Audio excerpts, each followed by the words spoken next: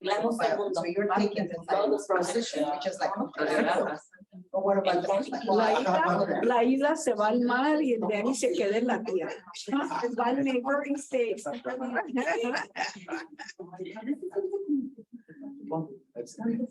It is an application. And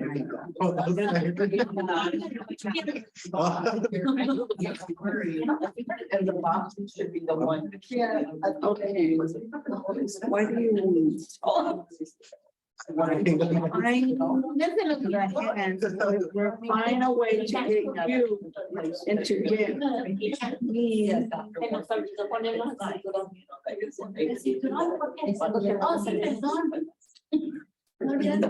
Es que la interpretan. Que yo me subo a un avión. I think that como la playa. Porque no, dijo que no. I want to know what you think about the phrase you're saying.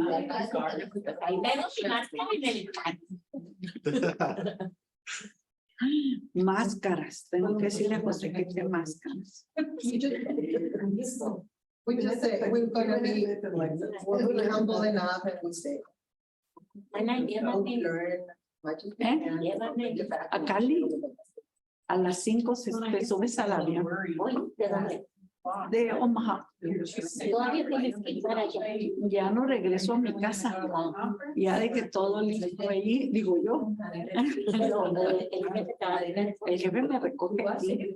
Pero no me trabajar hasta mi Era 1 hora y media. Por ahí.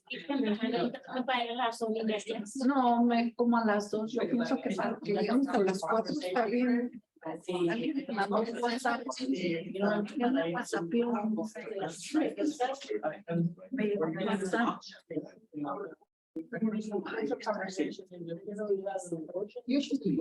don't give them. It's like the natural process. I heard. Sí, dijo que ahorita venía, nos dio unos minutos. Like it's just like the price is like so high. And people are like, the shit of it. So, No, I don't know. It's like next year. I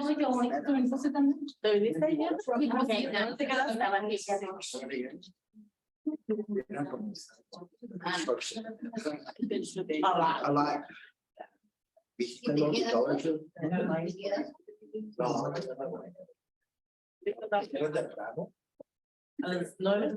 That's fine. I went by 13 and it said, close out my phone. Y luego también muchacho me grita, close. I thought he said hello and I was like, hello. Like, oh, ¿Sabes qué? Así pasó en Norfolk. Así pasó en Norfolk que empezaron a cerrar temprano. Que no tenían suficiente personal. it's okay. Mañana viernes. Mañana. My car, you're not. Dicen que no les pagan mucho tiempo. It's not a good place to work. No, pues, no es ni que los. He's loud. Y ya te queda 4 años. Ya, O si Linda trajo cookies. no. Son las cosas de Alex. No la. Yo quiero ver. Oye, Alex, te habló la señora. Yo le hablé ayer. Oh, Yo le hablé ayer. Yo le había presentado un mensaje, pero no puedo hablar con ella para que Oh, qué pero yo le llamé ayer. Y ella, si los pudieras ayudar a mandar a los niños a otra escuela, son muy problemáticos, ¿no hay? Van a tener que ir a la misma. Que ahorita el año que entra, eso de que todos los años tenemos programas de los chiquitos.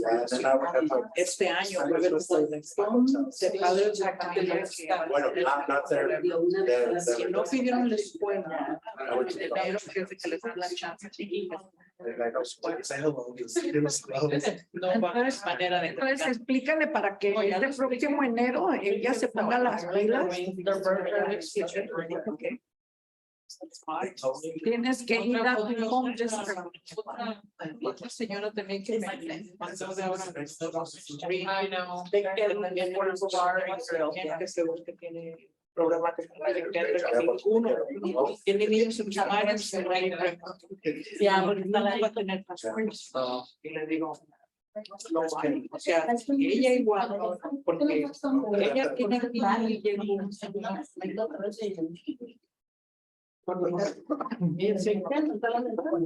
pero igual, o sea, el dinero en enero, escoge la escuela para el año que viene.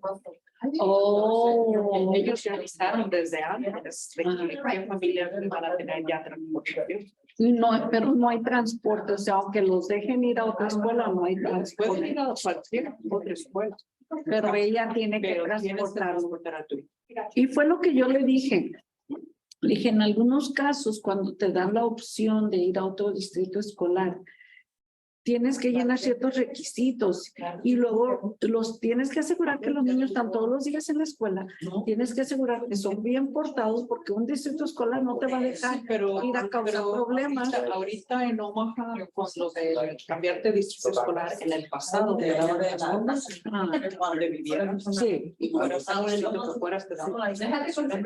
ahora ya no. Tiene como 3 años, 3 o 4. Ya, porque yo sabía que sí lo hacían porque No, la hija de Darlene, la nieta de Darlene, vivía acá por Miller, por no sé qué, y la muchachita, o Elkhorn, y iba a South. en el pasado sí. Los de South se quieren salir de South, pero esta chiquilla fue para allá. Pero ella se envolvió en las cheerleaders y en las del baile, en las de o sea, cosas de escuela. Okay, I am gonna close the rooms. We had some great, I hopped in with Esmirna and Amy, and we had some awesome conversation. I hope you all did as well. Okay, so we're gonna get everyone back in here. I just closed the rooms. I think I did. Marisha, can I take 30 like seconds. 10 seconds? Well, Yes. the other people come in. We have 10 seconds still before they can come back. Did everybody submit this? I still have this? No, that's- All right. Thank you. Great. Thank you. Yes. Oh, yes, of course. All right. As people come back in from our breakout rooms, would anyone like to share what was a solution that you and your partner came up with?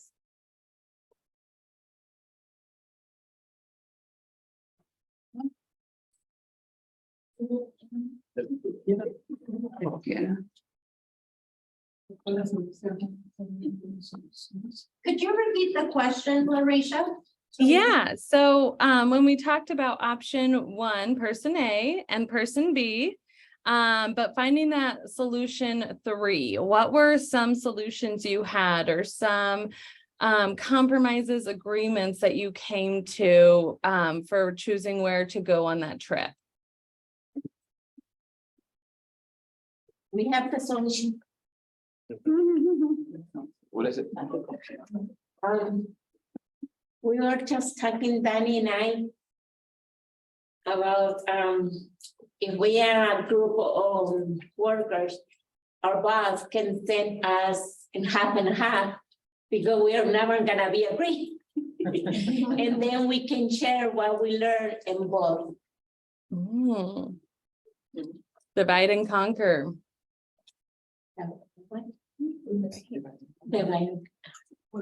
Yeah, We fix the problem. and we fixed the problem. That's.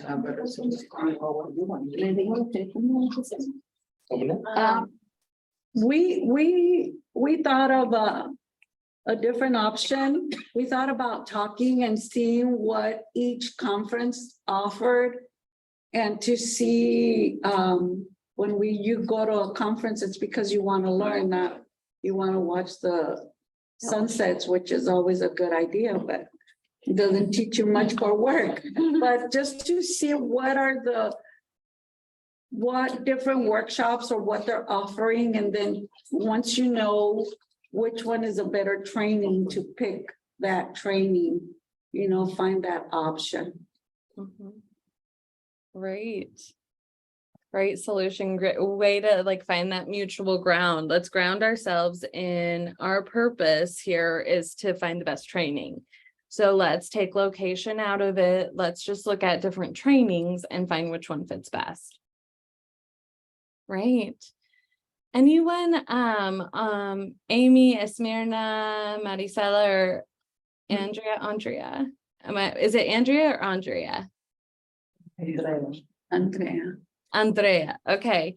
Do any of you want to share your experiences?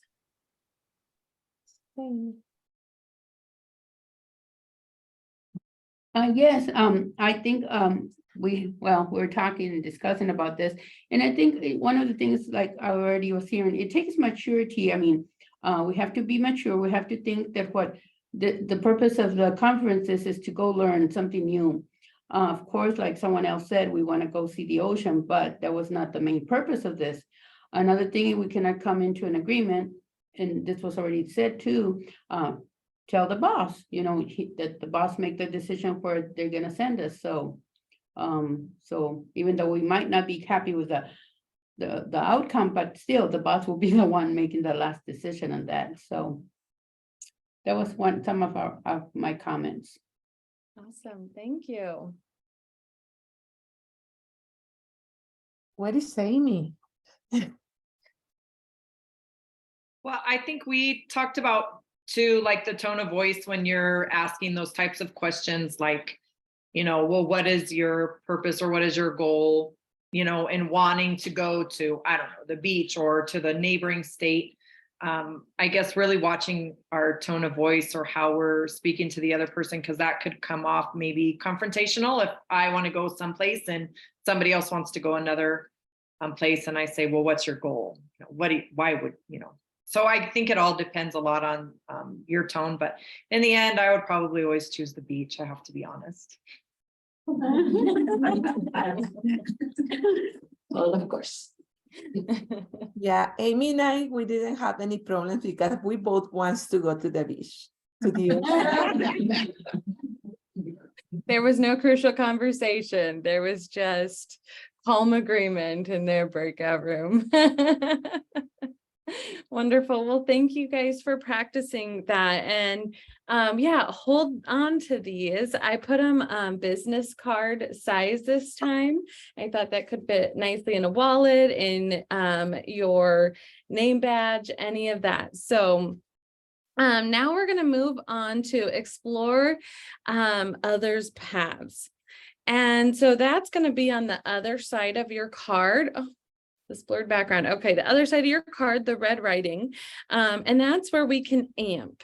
And I really like that these cards, they give a lot of those sentence stems again. So ask, I want to know what you think about. Okay, so this is going to be extended or power listening. Your job here is not to put in your pieces. That is on the seek common ground. You have a role in that, right? Your side of the story is told here. When we're power listening, we're doing just that. We're listening.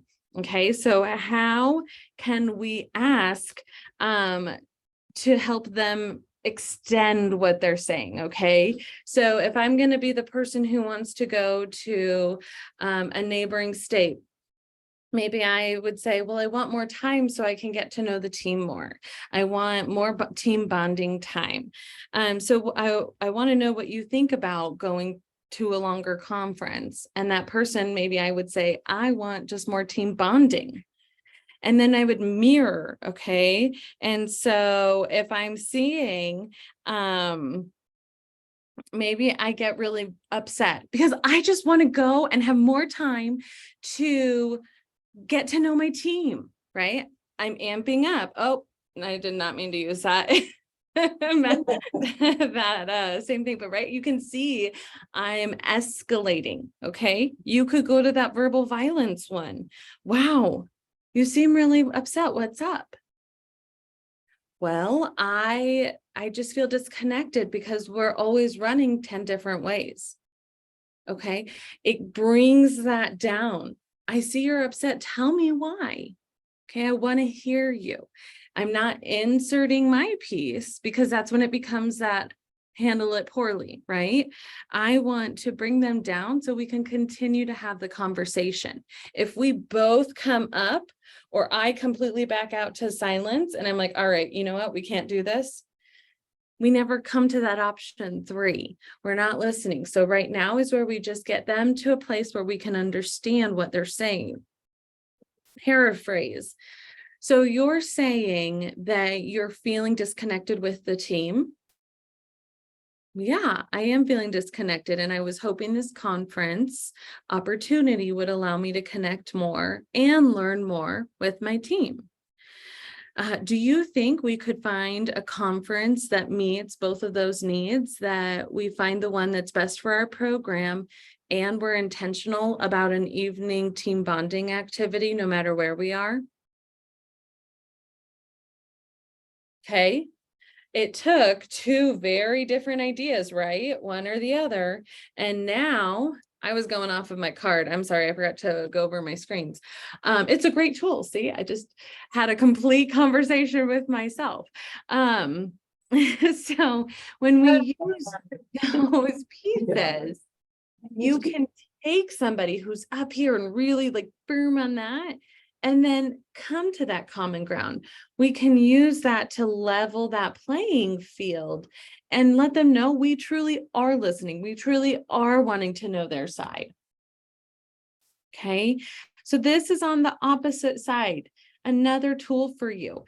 Even if, when you're in this, if you're like, okay, you're not going to be like, I want to know what you're thinking about this. Right? But just kind of glance over it, practice a little bit in your mind, practice with your husband. It works great. Or wife, significant other, parent, sibling, right? We could practice with those people and even give them this scenario.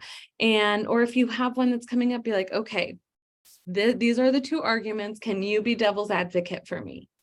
I have friends who are great at that. They'll be like, all right, but look at it this way. And I'm like, I don't want to, right? It's hard, but I'm right. And how can we practice that? Because if we practice it in a safe setting, then we'll feel more confident in using it in real life in the heat of the moment. Were there any questions with that?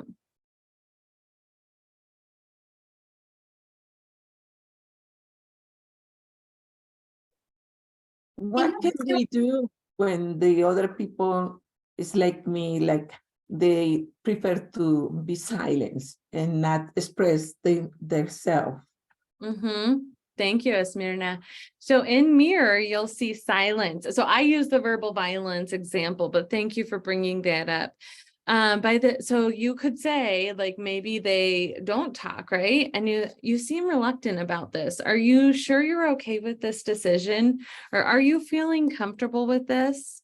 I see that you're no longer mentioning much. I'm worried that you're not speaking how you're feeling. So we can address, so the best way to do that is address the behavior you're seeing, right? I'm concerned because you're no longer talking. I can't have this conversation by myself because then it turns into I won, right? Option 1 wins, it's my decision. So with this, exploring their paths, that by the end of this, you want to know their path. And so if you see somebody going silent and at the end of it, you're like, I don't understand their path, we got to go back to ask. So can you help me better understand what you're thinking about that longer trip? And then maybe the silence will be like, I don't know, it just doesn't matter. Let's just do it your way. I do that one really well, right? Like you can tell, maybe I've practiced that a few times in my personal life. And then you could say, Oh, by the tone of your voice, I can tell you seem reluctant and that I don't, and it seems that you don't think I value your opinion. Are you sure you're okay with this? Because this is I want to know your path too. And I say, well, I want more time with the team. Why is that so bad? Now I'm playing a little bit of both, right? But I'll be like, no, it's fine. It's fine. You just decide. So you're saying, and then you bring it back. So you're saying that you want more time with the team, going back to that ask. So it's okay to keep readdressing that piece and prompting them to say more. Does that help? Sure. Okay, great. Thank you. Yes, Ita, was there something that you had a question on? Well, I was just gonna ask, can you remind me what the prime is? Like, what's the purpose of that one? Yeah, so that's where we so instead of paraphrasing, that's where we can then insert a little bit of ours, prime them for that deeper conversation or that decision to be made. So do you think that we could find a solution where you get your team, where we can have the best conference for our program, and we can be intentional about having a team building activity after in the evening? So that's where we kind of start to say, do you think that there's a way we could find another solution? Do you think there's a way we could come to that common ground? Is that priming piece? Thank you. Yeah. Okay, and we are close to wrapping up. And so I wanted to talk about that move to action piece. This is that how we're wrapping up this conversation. A lot of this is happening in the during. And I'm giving you these examples of ways to make it safe. Now, with that, we want to make sure that we go through this whole process first, and then we're going to move into action. This was something that stuck out to me in my book of many names. And but the two most dangerous parts of the conversation are the beginning, which we've talked about, creating that safety, because we can't have that conversation if both parties don't feel safe. We've gone over those pieces, we have those tools. But also it can be in the end. This is where we decide, this is where we can set that tone of if we're going to have deja vu, right? If we don't end on the same page, the conversation doesn't actually get solved. We're going to have it again, and we're going to have it again. So we want to make sure that we end with those clarifying decisions. Just because we've done the dialogue, that does not mean that we've made a decision. We have to end saying who does what, by when, and how will you follow up? So maybe we come to that agreement of, okay, we're going to look and find one that meets the needs of our team. Do you want to look up some different trainings, national trainings? And I'll look up some national trainings. Who's doing it? Both of us. Doing what? We're looking at national trainings. By when? We need to set that time. Well, there's a deadline and we need to compromise before that. So let's meet in 2 days. Does that give you enough time? And how will you follow up? So we're going to meet in 2 days, and we're going to share our top 3 trainings, and then come back and decide if we can find one that meets both of our needs of best for the program and would have the opportunity for some team bonding. Now, if this person is really invested in the team bonding, you could even do you want to, after that, look up some different activities we could do as a team, or you could show your investment to that person and say, I know team bonding is really important to you. Would you like me to plan something for the evenings? Whoa, right? I'm now invested in what you want, and they're going to be willing to, right? That's creating that safety. Can I do something to support your wants? And then that person is going to say in their, in turn, want to do something to support yours. So that's where we can have those things, but we need to say it out loud. We can't just assume that, oh, okay, we're going to both look these up. All right, we'll meet on Tuesday. We need to go through, you and I are going to look these up. We're going to do it on Tuesday, and then we're going to meet. Would you like to set a time? Make it very clear, because if we're not clear, that's where we tell each other different stories. So that's what they stated was very important. All right, we are not going to hop into the 6 sources of influence today.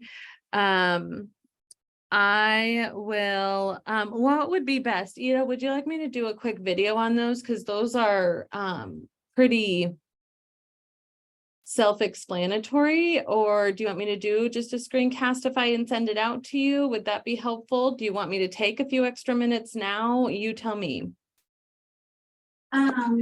We are kind of tight. I know.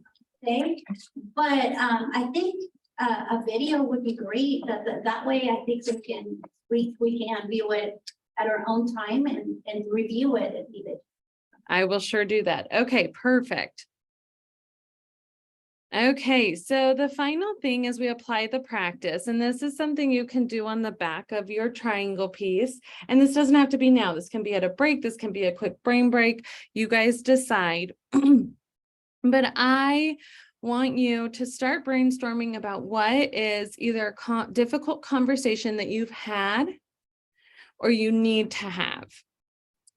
And if you've already had it, how would you have changed it? Start that reflecting. How would I have changed that? What could I have done better? Right? This is what we're here for. We're here to communicate better.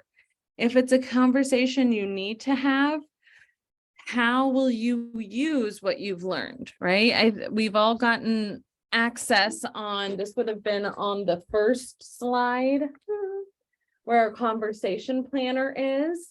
How can you use that to prep for a conversation?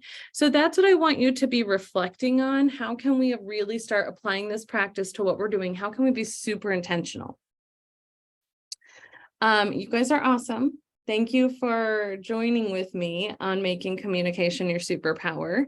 I will do a quick little promo if you have it, if you want to call it that, on June 15th and 16th. If this is just your jam, you absolutely are digging this, I am doing a 2-day training called Making Communication Your Superpower. And I'm not only diving into crucial conversations, but I'm actually applying it to at least 5 other research-based communication pieces and platforms, and really talking about the variety of ways you can use this with colleagues, parents, and students as well. And so if that's something you're interested in, you can reach out to Ida. She can get you the link to our Connect Ed. You can, of course, always contact me. And that would be here in Hastings. And that's June 15th and 16th. So, and if you are for some reason needing grad credit, it is 1 credit through Hastings College as well. So, all right. Thank you all very much. I hope you have a wonderful day in Columbus. Enjoy each other's company. And those who are home and in other ways, enjoy virtual company and your work families and your regular families. I hope you all have a great day. Thank you so much. Thank you very much. Thank you.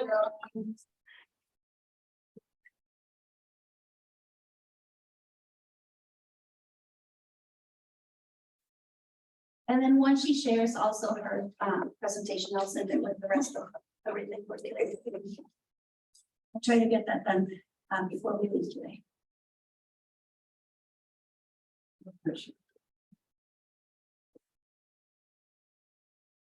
Okay, so this slideshow. Did anybody bring your boarding pass? I'll take those. Tenía que escribir. We have to make a.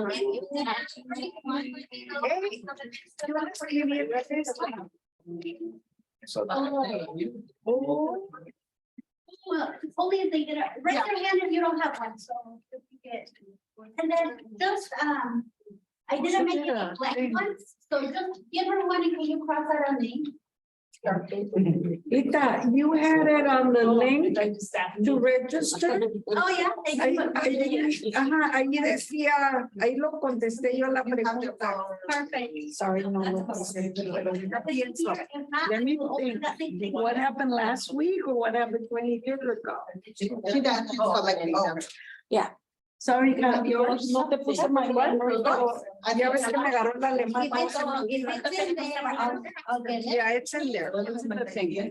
Something really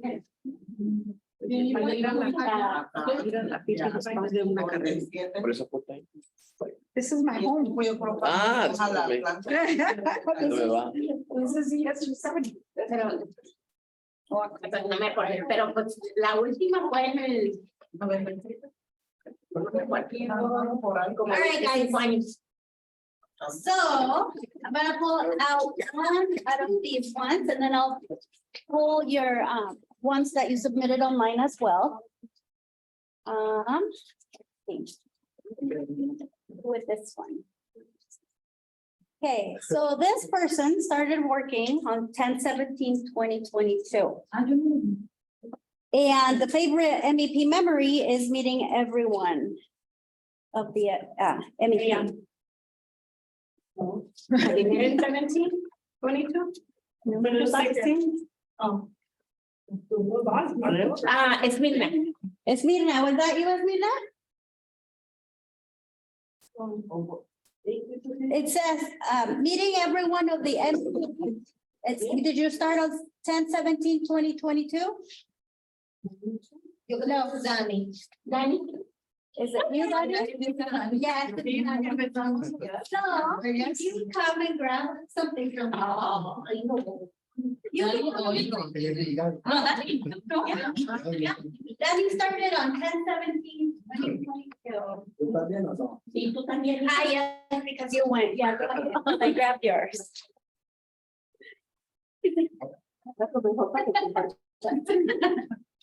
And then we'll do something, you guys will receive something in the mail. Oh, you said you. All right, they will. Oh. Because they're not here. All right, sounds good, all right. All right, we'll move on to the next part.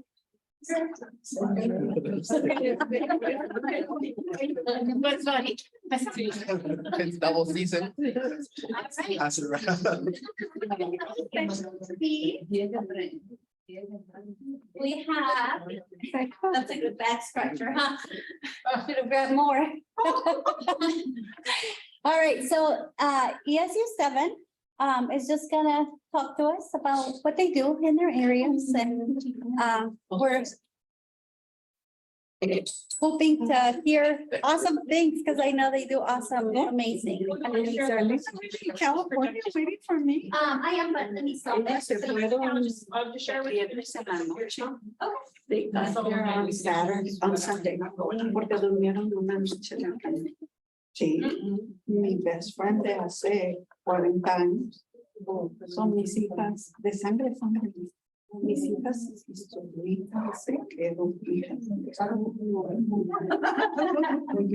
on the big movie.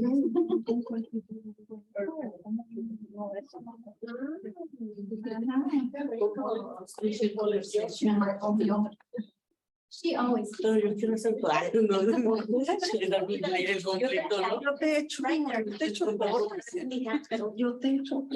All right, I can. You guys need the computer? You're gonna No, just do it that's there? fine. Yeah, okay. Oh, Yeah. When my husband William Levy messages me, just ignore it. Dile que al ratito.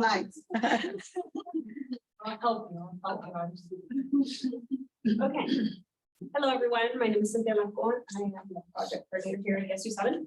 And welcome. It's always nice to have some minded faces in the building. We're just going to talk a little bit about our program here at SU7 and all that fun stuff. So our outcomes for today, we're going to talk about our team. We're going to talk about our project, challenges, strategies, and our partnerships. And then we'll have time at the end. If you have any questions. So to start off, here's our Brady Bunch. And along with this presentation, Isaura Barreto and Adi Perez are going to be helping me out. So our three recruiters are over to the left-hand side. We have Isaura, Darlene, and Adi.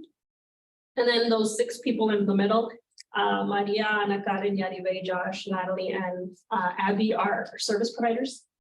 And then off to the side, we have Maida on the top. She's our data coordinator. Vanessa and Melinda are our teachers. So 13 fun faces.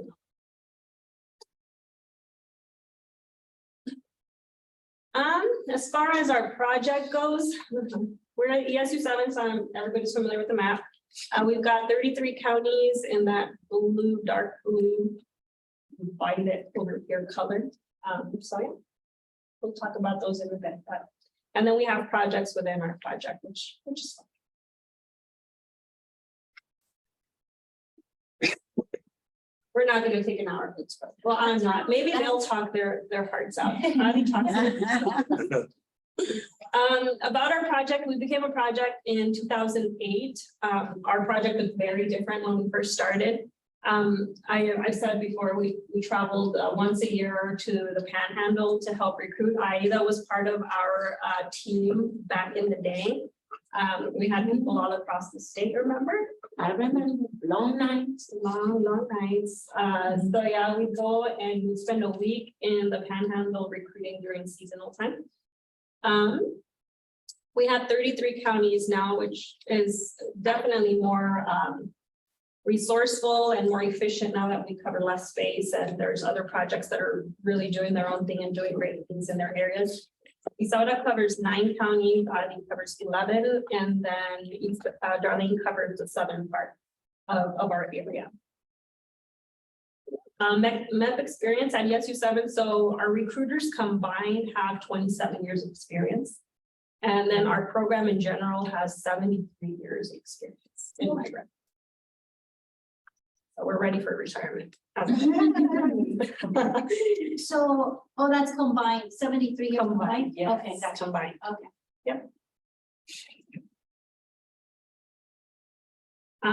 Our child count. Keep in mind, Maida is on maternity leave, so whatever I have here is very tentative. I have no clue what's going on with numbers. I tried to run a report yesterday, and I figured out that I'm very useless now without her when it comes to MIS. So these are very tentative. I did what I could. So our child count, birth through 21 right now is 531, and then the division of each of those age groups are there. I guess I didn't even know we had that many OSY, so I haven't seen a report since April. So that tells you about how long I've been out of the input services. We have 410 instructional services and 464 support services reported so far, 150 PFS and 65 at risk, which I was looking at trends, and that's very interesting that we have more PFS at risk. But we don't. Again, our data is not up to date, so that's probably interesting. And then, does anyone have any questions so far? So the next part of the presentation are going to be the recruiters and how they have their ideal challenges and all of the other parts. So, Isaura and Adi? Yes, one below two. Okay. So we found that each area, because there's the 3 recruiters cover different areas, and every area has a different challenge, you know. And so one thing that we said that one of the challenges that there's always change all the time in my area, pretty much in all 3 areas, but in my area there has been a lot of change through the years that I've been covering that area? In my area, I feel like, I mean, I started in October, but I can see the hardships that I have through my different areas that I serve. And so fewer families moving to the northwest part of the state. Isaura encounters that in her county, as she feels and says that fewer families just aren't coming in to those parts that she recruits.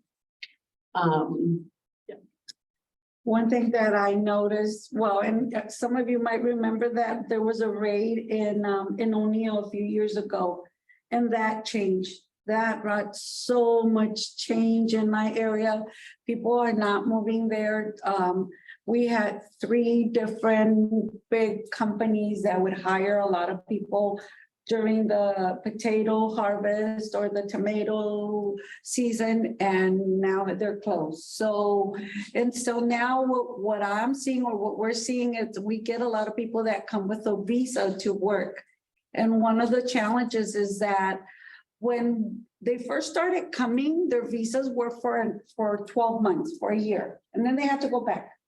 Well, now with COVID, it has changed so much that now they're getting a visa for 3 years.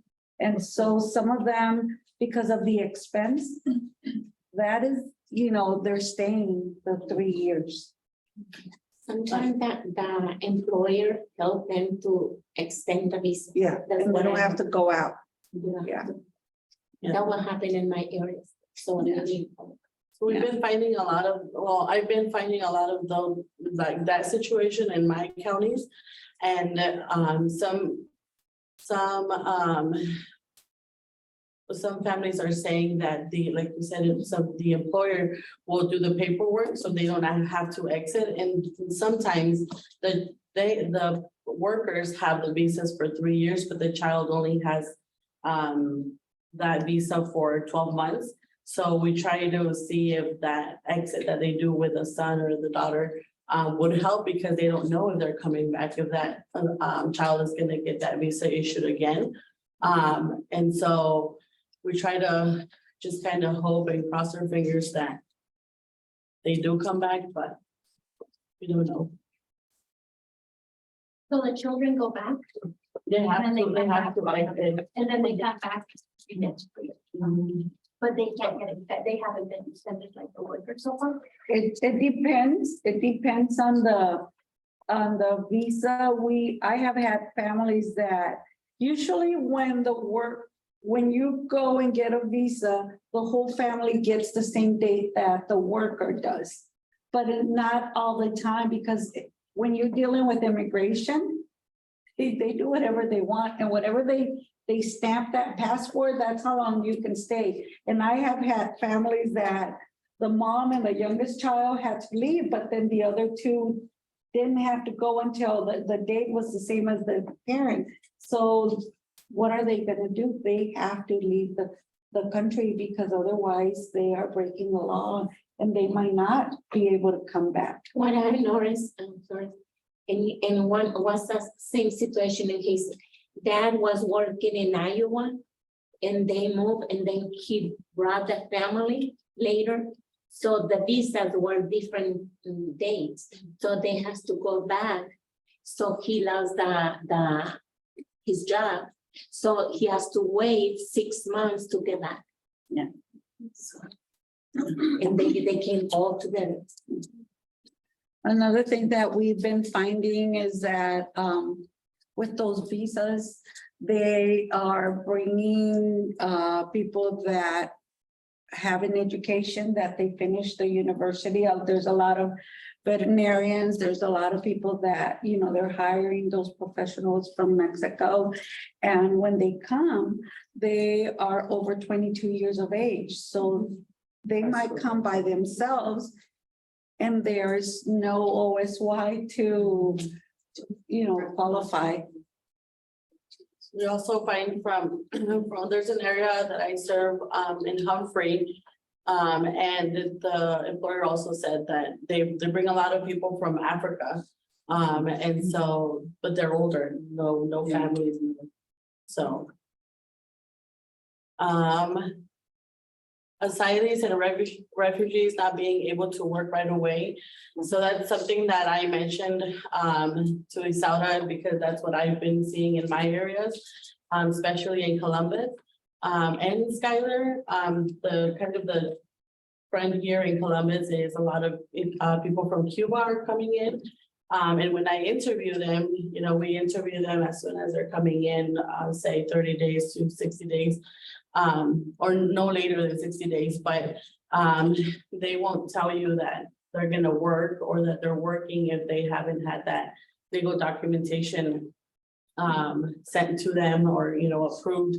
And so it just kind of puts us at a waiting time. And so in Skylar, we've been seeing a lot of people from Mexico, Guerrero, Tamaulipas, escaping from the violence as well. And so when they're coming here, they're waiting for that work permit as well. That takes up to 12 months for them to receive. And so I always try to tell them, you know, we're not here to check your legal documentation or see if you guys are working legally. We're just here to help the students.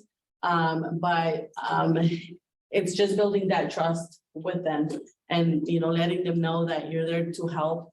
And that, you know, you gotta feed your kids some way, and or another, and sometimes they do open up and there's just a lot of cases where they're not working, and so again, it just leaves us waiting. In Omaha, we have the same thing, you know, a lot of the asylee or whatever status they applying for. Yeah. They cannot work like with the Cubans. Cubans, for the most part, they're gonna become legal, but they have to wait 1 year. 1 year, 1 day. Then after the 1 year, 1 day, they can apply for their documentation and be able to work. Other than that, but you know, but like we said, I mean, there's some of them. Like I have a family that she worked and she was in Florida. That was the first stop. And so she worked in Florida and then moved here to Columbus, and from Columbus came to Omaha. So, you know, like you said, they have to feed the family. But a lot of the people from Guatemala, Honduras, El Salvador, they're recent.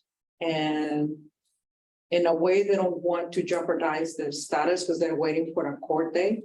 And it's like, no, I haven't worked. I'm not gonna work until I'm, you know, able to with documentation, but it can take up to 3 years or whatever when the court is, they have just set one thing. So. And we know that they can also qualify through another family member, but a lot of the times that family member has been working for years at that location, and so that's their person who they, you know, that they feel more, or they're more stable, so it's just. Or they join this overnight after a year. Yeah. We have this. You want to change to the next challenge, Cynthia?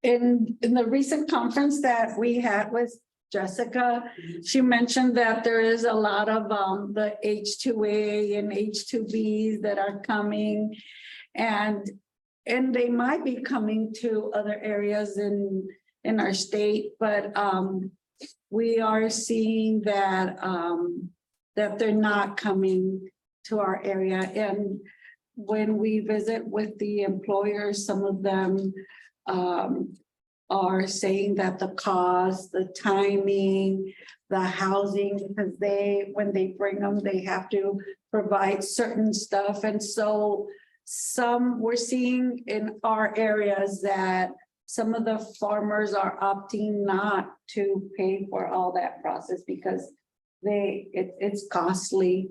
And so that's one of the challenges that we're not seeing.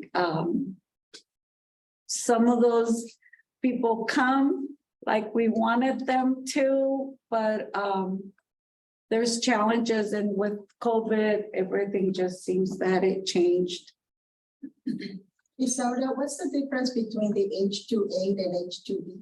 One is for farms and the other one is for construction, I believe. But one of, when we meet them or when I have met them, because before they used to come a lot, there was a lot that would come to our areas.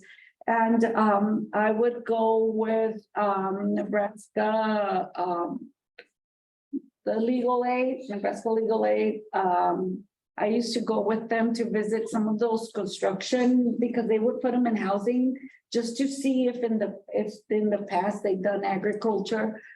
And now we're not seeing them come.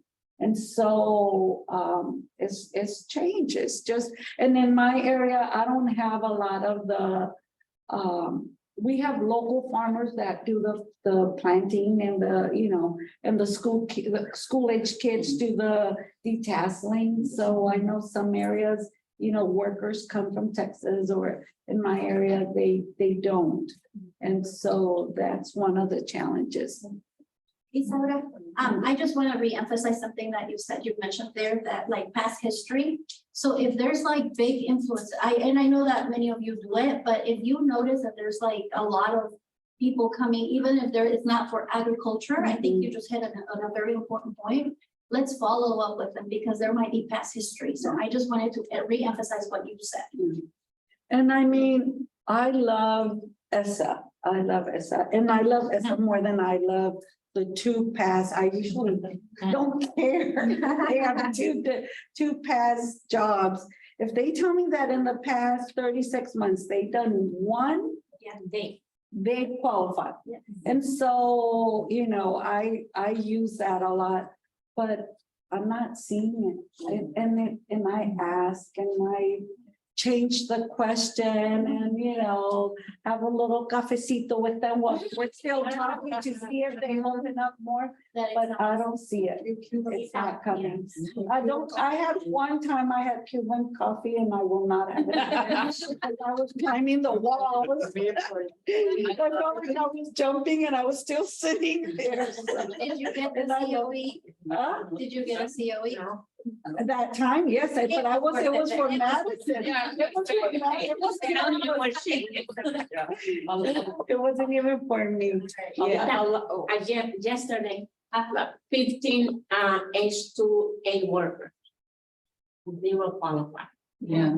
But I think bring my because of the coffee. same reasons, yeah, but you bring your coffee, because probably of the same reasons that you mentioned before, right? That they're older. And they're older. They were older. And they're not bringing their family. Because we went to another company and they say they're hiring people in the downtown, like they don't, like single. It's just cheaper. It's cheaper for them. It's single and older than. Older than. And a lot of too, you know, just like the farm that I go, D&D. And the early months, they bring the older people, but after June, at the end of June, that's when the younger people might come because they're still in school. Yeah. So school ends in June in Mexico. There's this, you know, group that they come from Chihuahua. Yeah.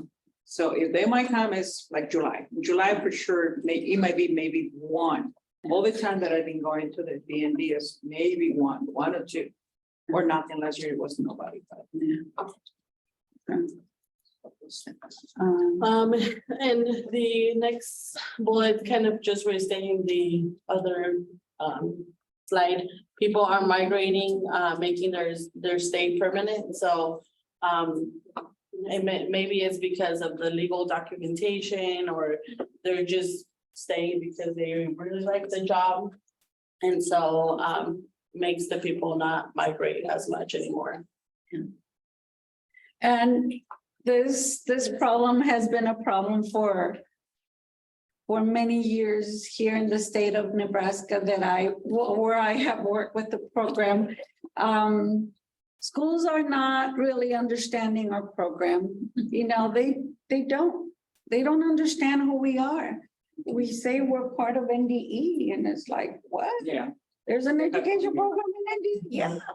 And so sometimes I explain when I was working for Norfolk Public Schools, I learned that there's an immigrant report that they have to give. And so a lot of the schools know about the immigrant report, but they don't know about the migrant program. And so sometimes I give them that, I throw that information in there and I probably confuse them more. But the schools don't understand who we are. And then you have the problem that they change, you know, secretaries. And usually when I go talk to a school, I talk to the secretary. You know, I try to talk to whoever's there, the superintendent, or I have a lot of small schools where the superintendent and the principal are there. And, but sometimes, you know, I'm able to talk to them and other times not. But also the low number of families that are moving to our areas are very limited, and some of the schools, I don't like to talk, so the secretaries, you know, they know, some of them know me and we just talk, but they say nobody's coming, so nobody is moving. We haven't had any new students move. And so that is a problem, that families are not moving. After COVID, I noticed that. What about this? Well, we have a problem in our area. In my area, the Head Start lost the grant through NCAP, and so now there is Head Start is through the school district. And the Stewart has their own preschool. I think Ainsworth is the only one that has a preschool program, but the other towns, they have it through, if they have it through their school What about district. early Head Start? There's no early Head Start in Little towns. Early childhood, early development. No, there is through, I know that through NCAP or some of those agencies, there is, if the kids have a speech problem and stuff like that, but there is really no, the preschool programs that we have in O'Neill and Stewart, Atkinson, Clearwater, which is now Summerland, Plainview, those little towns that I cover, they're all part of the school district because the agency that had the money lost their grant. So there's no special program for that. Yeah. Also, I think sometimes when we know about the families and when they're requesting an interpreter for an IEP or something like that, and they think that they're part of our migrant because at that time, that's when they remember that we exist. So that kind of happened to me in Lee. And he was requesting an interpreter, and I don't know, something happened, and he asked if the family was migrant, and we're like, well, did they get interviewed? I went to the family, he wasn't sure. I went to the family, he says, I never got interviewed. So by that time, 12 months had already passed. So sometimes schools, until they need you, you'll know that there's a new family, but sometimes when you make that contact, it's already over 12 months. I think that's one of those things, Ita, that the state, should do something about it. I know that there's a letter supposedly that is gonna go to the districts, but how much the leadership it has invested in really talking to the school districts that we had a program that is within the education role, and not only, because we have the same thing, some of the school districts that we, for the most part, we, try to have a contact with them. They only contact us when there's a problem with the family that they cannot communicate, and they're interested to see their migrants so we can help them. Yeah. But one thing that I have or to even with it, Cindy, that I have to say about that, I've been saying that for years, and when I was with Sue, we tried, because I know that at one time she tried to do maybe a session or a workshop when they have administrative days. But the problem with that is that you pick your workshop. So if you advertise migrant program, we don't have any of those. I heard that many times. So they might not, I think we have to educate our school districts. I think we have to take the time to talk to the superintendent, to the principals. And so to me, that's more effective than having when they have administrative days and NDE should throw that into their brain. It doesn't work that way. But we have gone like to our school, we're in charge of supposedly 10, including ours, school districts. We have gone to the meetings where the EL head honchos are there, which they have the first information from, kids that are speaking another language. Yeah. We usually are our target, Yeah. like it or not. And even with that, I mean, they have no interest, like you said, it's like they're not interested, because nobody has put the effort to really inform the people on the top that this is important, like the migrant, or no migrant, the immigrant grant. That's money that they can get. They talk about it, but not the migrant, because that's a total different thing. And I don't know, but it has to come from the top. We can try many different ways and try to get in, but unless the top does something to make it really put us in the map with the rest of the administration. Yeah, and that I think it takes collaborative effort. Yes. And I think it has to come from Yeah. all sides. So that is sure something that I know that is being looked at, and it's difficult. Even you're talking about EL programs. I mean, they're like, you look at programs and EL seems like a bigger program. Well, I come from the EL world and they are not looking at us seriously either. So, I mean, it's a bigger problem, I think, that we can actually fix within the next few years. Yeah. It's taking this long, could not consider smaller programs. And so I think it's gonna take that much longer. And I guess while this is a challenge, I feel that we're trying to do things, and we do have the letter that they take from it.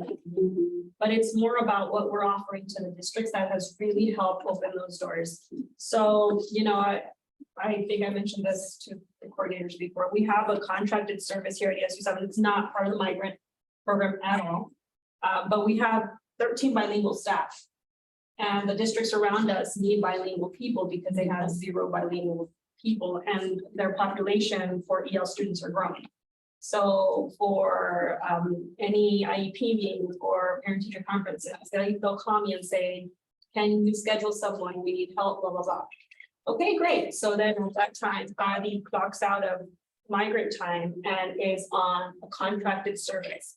So you're giving them something that they need, they're paying for it, but they already know. So, they'll send us information like, hey, we have a new student. So the first person that I'll send is Adi, because she's gonna be the person that says, hey, that's a new family that I'm interpreting for, I'm gonna ask them questions. So we're charging them for giving us leads, which is great. But it's being like Ita said, we're coming from different angles to kind of address the situation. With the student population in one of our districts, they start off with 0, possibly Hispanic kids in the entire districts, and they're up to 20. I don't even know, but every time a new one comes in, like they're calling Adi or they're telling Adi, like there's a new family, or they'll reach out quick because it's that relationship where we already know, we're already telling them we're planning summer. They're like, okay, how can we get our students to you? So it's different ways you're providing services. So if you make sure you're collaborating with your project on how you're going to be delivering those services, then it's way easier for recruiters to go in and not be empty-handed. Do you have a contract with the school district? It's not a contract per se as much as it is we advertise the service and then we bill them for our time. And I noticed that in my area that I've been covering my area for Long time. long time. We don't want to say, we don't want to say age, but for a long time. But a good example is Stewart, little tiny little town Stewart. They have their own school district. I don't know how, but they have their own school district, which I'm happy for them. But for years I have gone and I met Donna and she's a sweetheart. And I bought books when they had books for sale there, you know, because I wanted to get into the school district. And so every time I went, no, we haven't had any new enrollments. Oh, let me see, so and so, but no, they don't qualify for their peer program. Like, oh, now she understands the migrant program. But but every time I would go once every other month or every month I would go. I make it a habit of visiting my schools. And so nothing happened, but I had a really good relationship in Atkinson. I got better. It wasn't too bad, too good at the beginning. They kicked me out of their school district one time, but that's another story. But you know, I was there with the family. And so for years I had gone to Atkinson, and Atkinson and Stewart are about 10 miles apart. And so we had families in Atkinson and they knew about the school supplies and all the services, and they changed secretaries, but then we became really good friends with the new secretaries and all that. And so all of a sudden I get a call and an email from Stewart. And I'm like, you know, well, hi, Donna, hi. I think I have one of your kids. You do? Okay, I'll be right over. And I drove to Stewart. Well, they did. They had 3 new families that moved into the area to work at the hog farm. And so I said, good, I'm glad you still had my number. Every time I go, I give them my business card. And I'm glad you still had my number. I couldn't find it. But my daughter, who is the secretary in Atkinson, sent it to me. And so she showed me the paper where she had scanned my card and Donna had printed it. And all of a sudden, Donna's my new BFF. She calls me every time there's new kids because she didn't know about the program. She knew that there was a program because I went and I nagged every other month, but she didn't really understand or what the services are. And they are such a good school district. And so now I get calls. So it's not that they don't know, but they don't have the need to know. And Donna now has the need to know because she now has 4 students that are part of our program. And we have a so- teacher there this summer.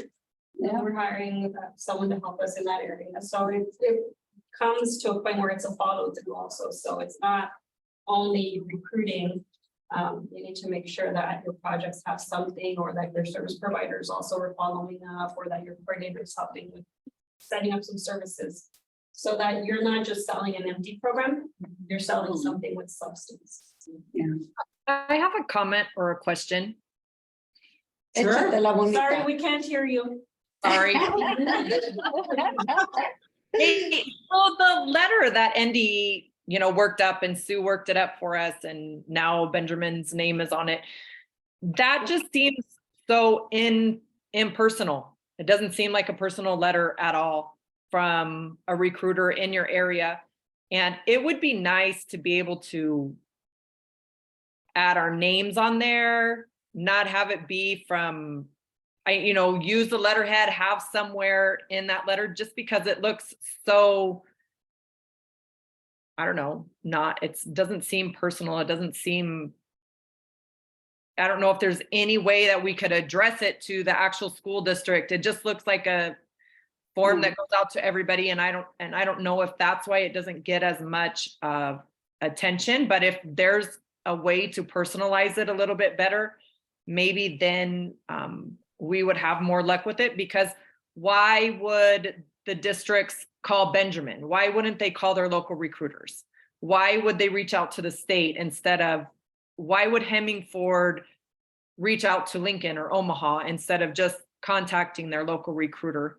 I don't know if there's any way to help that. It doesn't make sense to me to have that done. And Just for you. We are working up a version of that letter. That letter kind of started as a, you know, especially for the people contacting the schools, the data people that need all that information after the COE comes through and need to have that relationship. The letter kind of started in a way that was like, hey, this is our ticket from NDE saying that I'm okay to talk to. Now, that has been brought up by others as well within the program, and what we are working to have out to send out to schools is going to include the letter from Benjamin, but then we'll pre-populate, which Becky at NDE is going to help us with, make them all fancy. But going to have the information for your project along with data, some graphics and things that make it a little easier to look at, not just a big, you know, few paragraphs. Yeah, it's a big 2-page letter, but something that would be interesting to look at and that would have local information for the local project, including some interesting numbers that might pique the interest to actually do something with that information or keep it memorable. So that'll be coming out soon, where we'll have that happen. So a little more personable, like you had mentioned. And keep in mind that MEP is not a basketball team. MEP is not a football team. So we might not even be like, even with all of these attempts, we might not even make a lot of movement, but we continue moving, right? And we continue pushing. So I think Isaura has a very valid point that the more we do, the more active we are, the more we're gonna be present in whether they wanna take us in or not. So. And one thing that I agree with you, Amy, but to be honest with you, and Cynthia has been with me when we visit the schools, this is my ticket in. You know, this is NDE, you know, I'm part of your same educational program that we have here in Nebraska. So I give them this, I give them my business card, and then I give them the brochure that talks about the migrant program and has Cynthia's information and my information, the service provider and our data person. I give all these three, and this is my ticket into your school district. And they might throw it away, but I don't care. I've been there and I talked to you. And so I like this letter. That's why when Sue left, I said, we need one with Benjamin's signature because I use this a lot. And also keep in mind that every district is different. We might accept it there, and in another district, they might just be like, hey, Yeah. Yeah, but everybody's different, every Yeah. person is different. Yeah, and I just see that, and that's a great idea. I think started and it's working for us really Okay. good. Because we put the letter and this map just to give more information. Yeah. And they want to tell us who we are. And we gave some of these so they can have a lot of papers, like a flyer. Yeah. Yeah, and it will be, it will happen a lot with the school, with the secretary, so. yeah. More than wiring from the letter that Danielle was talking about. I don't know if we can put it in or not, that the schools understand that the program is not for Hispanic people. It's for every family. People move from one place to another. Because we don't have undocumented people here. Yeah. And I always say, well, being that we're an agriculture state, we have people that move because they come during the summer to do ag work or, so yeah, our program is for anybody that moves looking for work in agriculture. And I always emphasize anybody, because you don't have to be a certain color or flavor to qualify for our program. You just have to do agriculture work and you have to be new to the area. Okay. Flavor. Yeah. Flavor. That's what I say. And then next we have our strategies. building relationships with agencies that assist families. So that has been really helpful. And then the next slide, we'll kind of talk about the agencies that we worked with. And we already mentioned about being persistent with schools. You know, that's one of the things that we do a lot, and we get encouraged by Cynthia to make sure that we go and we talk to the schools and to the agencies. I was just telling the girls, the service providers, that the building a great relationship with families has been really just successful to us here, because word of mouth is just the best way to find those new families coming in. And I think all the COEs that I've done is because it's been word of mouth. I usually get the list from Columbus Public Schools, and I go and recruit those new families. But honestly, I feel like the COEs that I've gotten is more because a family told us about another family, and this family told us about that one. And so my time really fills up with just referrals from word of mouth. And when we were putting this together, we talked about that is so important. Selling ourselves in the program is what works. And being there for the families is the best thing. Because, you know, if you're there for them when they need you or when the student needs you, they're gonna tell their friend, their comadre or their other relative or somebody that moved to the community. When I got here, so-and-so came and they helped me. And I have gotten calls from people that are not even in the program anymore, that their kids are not even in the program, but they know somebody that is coming, even from other areas, they call. And so working with that, being, giving the families what they need, and then, that builds the relationship with the families, and it helps the family, it benefits the families and it benefits us, because they know we're out there. Even if they're not in my area, I call the recruiter that they are now in that, they live in that area. And then just to add on, I think that we are a great team. We all work together, and our service providers trust us, the recruiters, and the recruiters trust them, and they're going to give us, the leads that they have. And so I just feel like we are a good team. We work well with each other. Being creative when recruiting. So I try to do new things. Not everyone works the same. So just giving each other ideas. I'm always calling Isaura. I call Darlene, and just say, if you find a new way of recruiting, just share that information with the other recruiters. And we feel like that has helped a lot too. Our partnership, so like I mentioned, we have worked very well with these agencies, United Way, the Food Pantry, UNMC, El Centro de las Naciones, Salvation Army, and as you can read the rest of them, they have been able to do services for our families.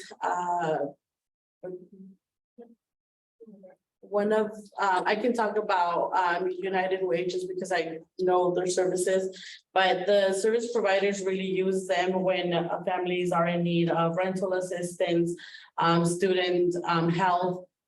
They're able to provide an amount of money to families, to students, so that they just kind of can get back on their feet.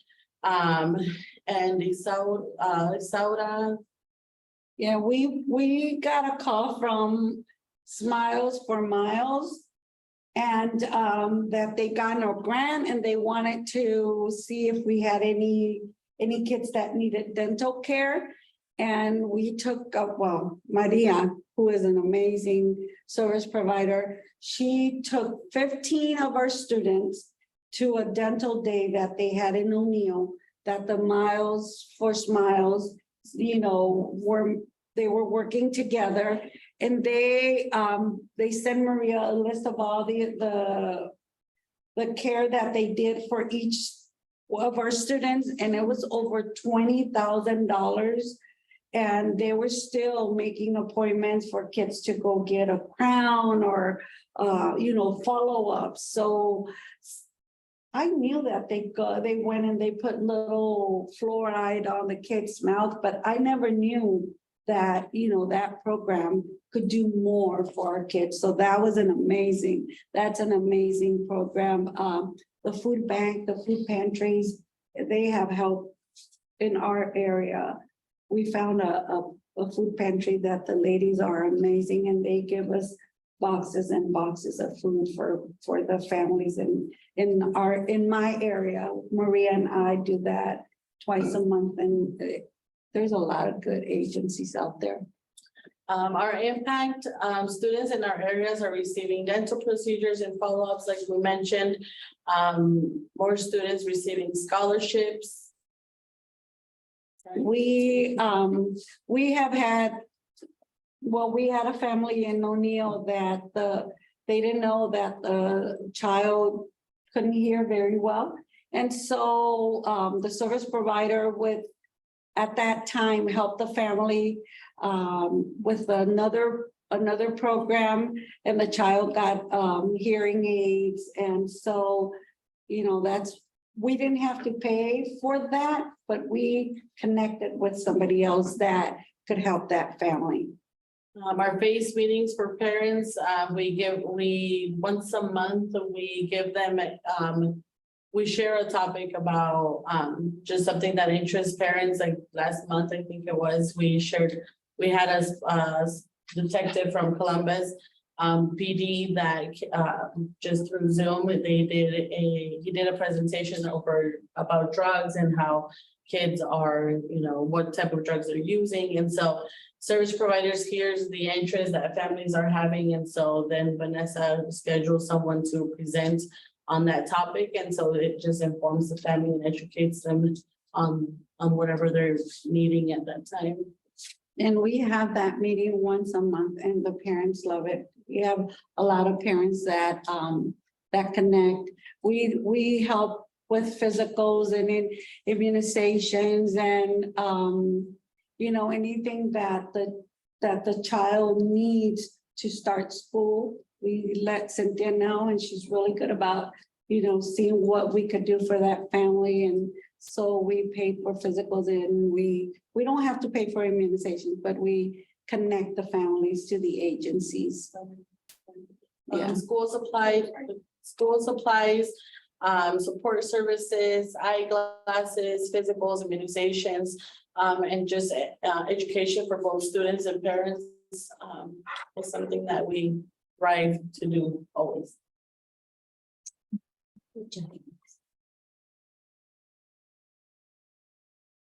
Question. I have a question. The smile or Smiles. it's just these areas, because I contact them. No. Well, this time they got a grant. They applied for a grant, and they had that extra money, because I knew that they do go and check the kids at schools, but this area, it was through an agency, and they had that extra money. Because I call Omaha, the world. One World. And they say they don't go by these things.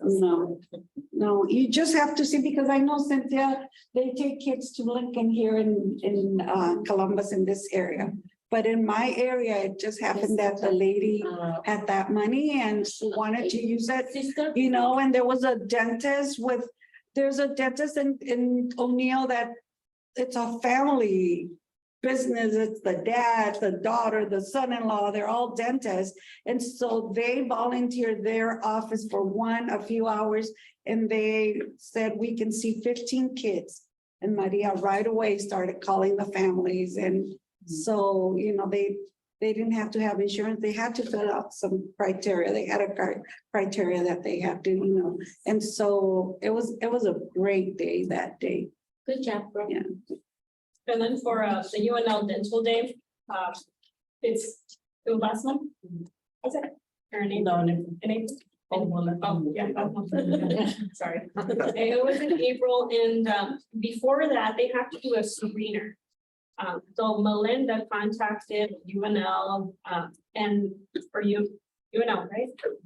And asked them if they could come here. So we actually used a room at Columbus Public Administration Office, it was their board meeting room.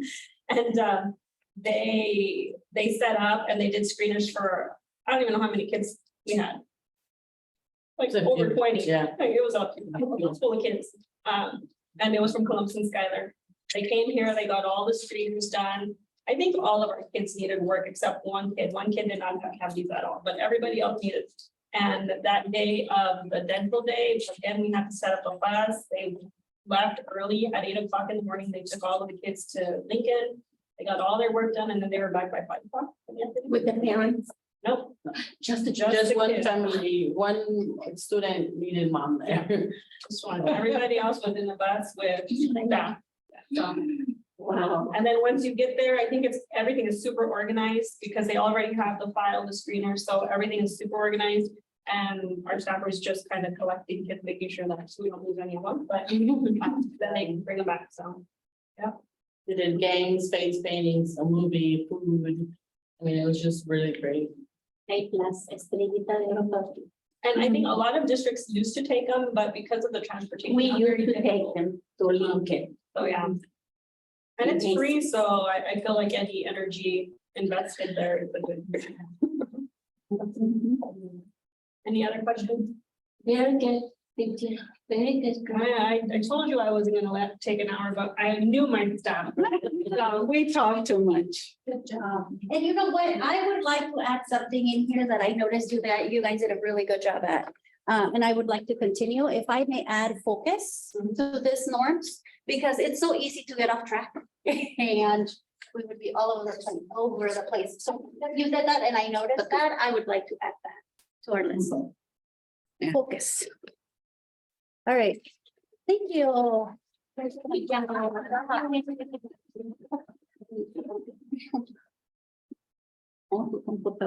so I'm going to read another memory. And see if whoever can guess it first goes. All right, this person, their ID number is 1029. No. And I know you would, do you guys know yours? Yeah. Yeah, okay. I think I know most. The COE. So COE is like 1012, right? NE, and then there's a number, that's your ID number. All right, so this person started on 9/14/2020.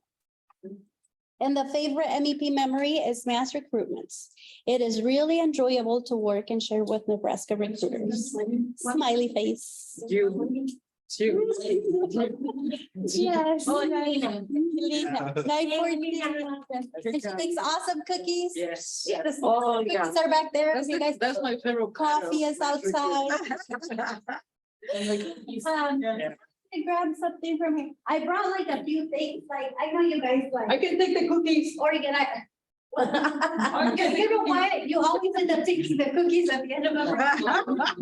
I know. Alice. So you can take something from the And yes, please, thank you. I don't need cookies, but if I'm gonna eat a cookie, From Lina. her cookies. You can have one. But you wanna grab something from me or you're okay?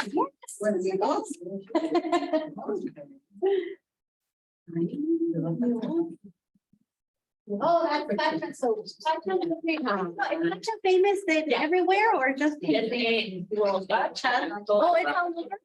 Oh, it's in Nebraska. For what? Black chicken soup? It tastes. That sounds like. It sounds kind of naughty. That huh? sounds, you're saying. That's more like. Oh.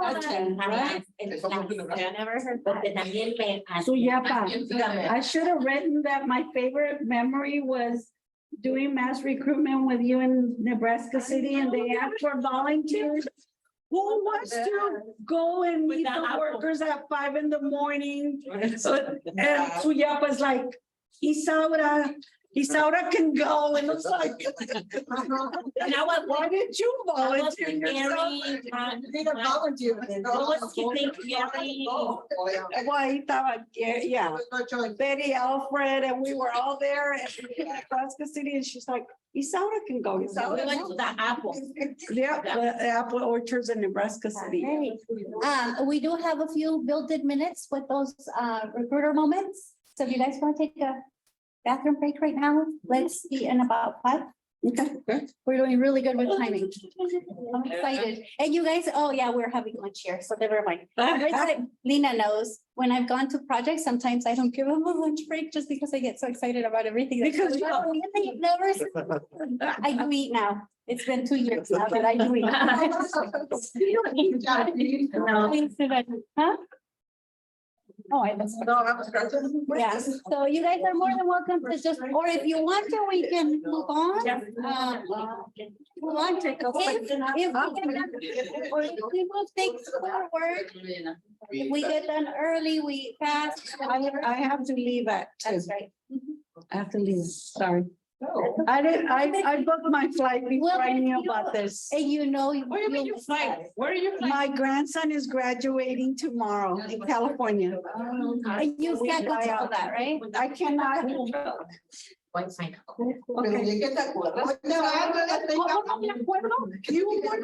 volunteered to go out.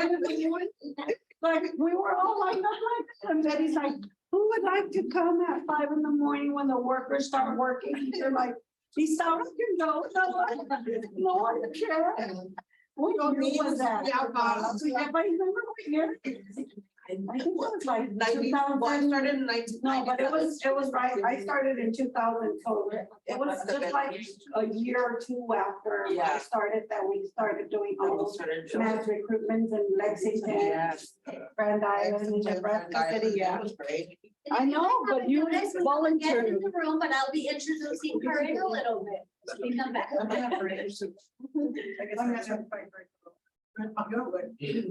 And there's also beauty. Yeah, 5 minutes, 5 minutes. Tricky. An hour and a half. What time do you come out? 7? No.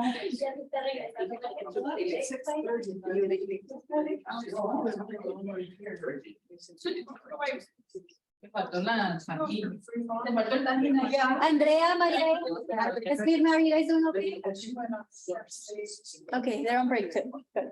Oh, yeah, that's too far. Yeah. It's an hour and a half. Yeah. You do them, I read there. Yeah. Something like it. That's what I was. What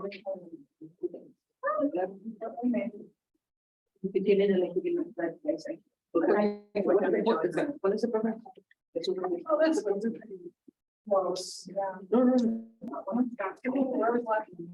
That's me. No.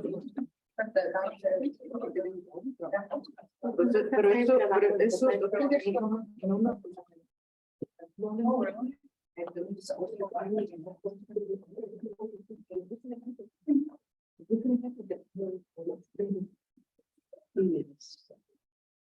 Oh, wait, I have another man. You're the only one for a while. Glenn, yeah, but Glenn retired in 2021. Glenn was our female representative. Yeah. We used to have Glenn and John and. Oh, that's right, John. Where's John now? His first son, is it a homeless? Oh, he does, no, he does still those data. But he, yeah, he can work from home. I don't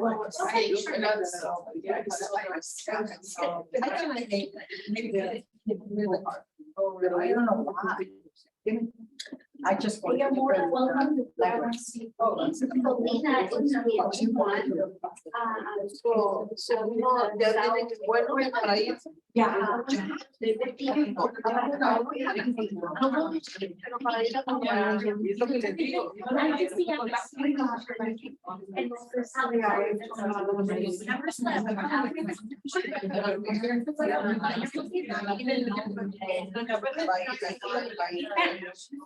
¿Te acuerdas que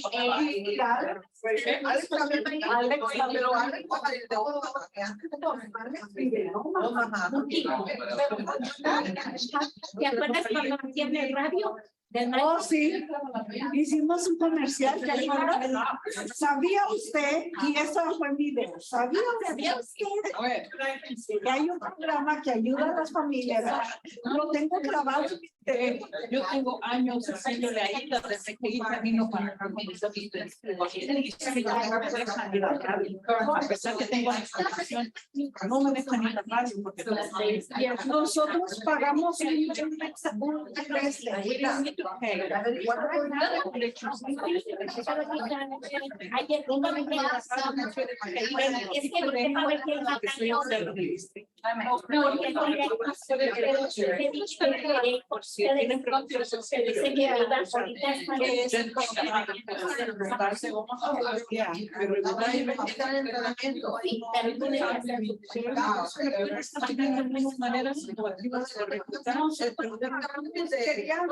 el dinero lo podíamos usar en un big billboard. Can I pass this around? Sign in, initial. I already initialed that. Pero to be honest with you, Alex, we didn't even get one family. We got called thinking that we were employers y que estaban buscando trabajo. Pero que a mí me llamaron y I think que pusieron pusieron el hotline y no sé qué otro. Pero yo digo, it doesn't hurt to try. Yeah. We might, I don't care if it isn't one, it's one that we didn't have. Yeah. Sí. ya pensando conmigo? Ya es hora. All right, guys. Okay, ready to get started? I think we went a little, like a couple minutes over. And We have focus. talking about focus, the camera focus on Jody. So Jody is coming all the way from Hastings. She's a regional, right? A regional director. So for Proteus. And so I invited her because I know she has a great relationship with like a local programs around the area. And so I just wanted to, like, if you guys have any questions that you want to ask her or get clarified, and she can tell us what she does, and what services Proteus can help us with, or how we can collaborate, or who to contact. So thank you so much for coming, Jody. Thank you for having me. It's nice to see everyone again. I think it was before the pandemic that I've seen people in person, and it's always been on video for a long time. So thank you for letting me come. I know a lot of people probably heard of Proteus, but maybe really don't understand exactly all that we do. So I'll try to, when I talk about the people that we serve, some of the people in Hastings, Kearney, and other areas that are also MEP participants. So first, the major difference between what we do and what you all do, and I wish I could change it, is that you serve people that work in meat packing. And unfortunately for us, that doesn't qualify as farm work. I'll tell you about a program that we're just starting, where meat packing does qualify, but for our National Farmer for Jobs program, it doesn't. Then one of the other differences, and I think there's probably only two major differences, the people that we serve have to have some sort of work authorization status. So what that means is, let's say we're helping a student that's in school, And maybe his or her parents have done farm work, but they're undocumented. That doesn't matter as long as the person, the student that we're helping does have a work authorization status. So that could be DACA, which is, as you know, work permit, legal permanent resident or citizen. I know that, just for example, when Aida census people, you know, she doesn't really ask those types of questions because it doesn't matter for your program. And I've been here since 2012. Normally, when I'm talking to people on the phone, we kind of explain it, and it's not a huge deal when we ask about work authorization status. So I think for your part, when you're identifying individuals, that work authorization status is maybe not something that you should discount when sending people to us, because it just kind of depends on who we're helping.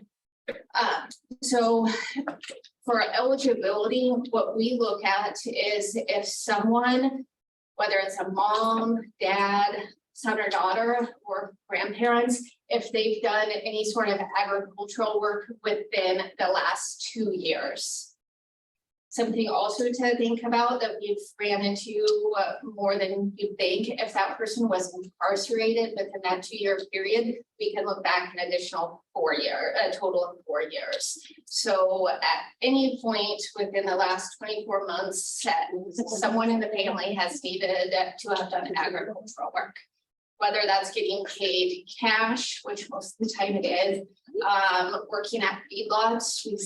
We help a lot of people that work at feedlots. Getting paid cash for a neighbor, detasseling. I know the youth that we help, a lot of them detassel, so we try and recruit them. If you haven't had a lot of contact with the produce representative in your region, the youth component has really changed. And so we're enrolling a lot of youth, providing those additional services. I saw scholarships was on a slide, and so we help with that too and make sure that they can transition to college or any type of training once they graduate. I live in Hastings, so I kind of go back to what we've done in Hastings a lot, but we have worked with a lot of youth in Hastings.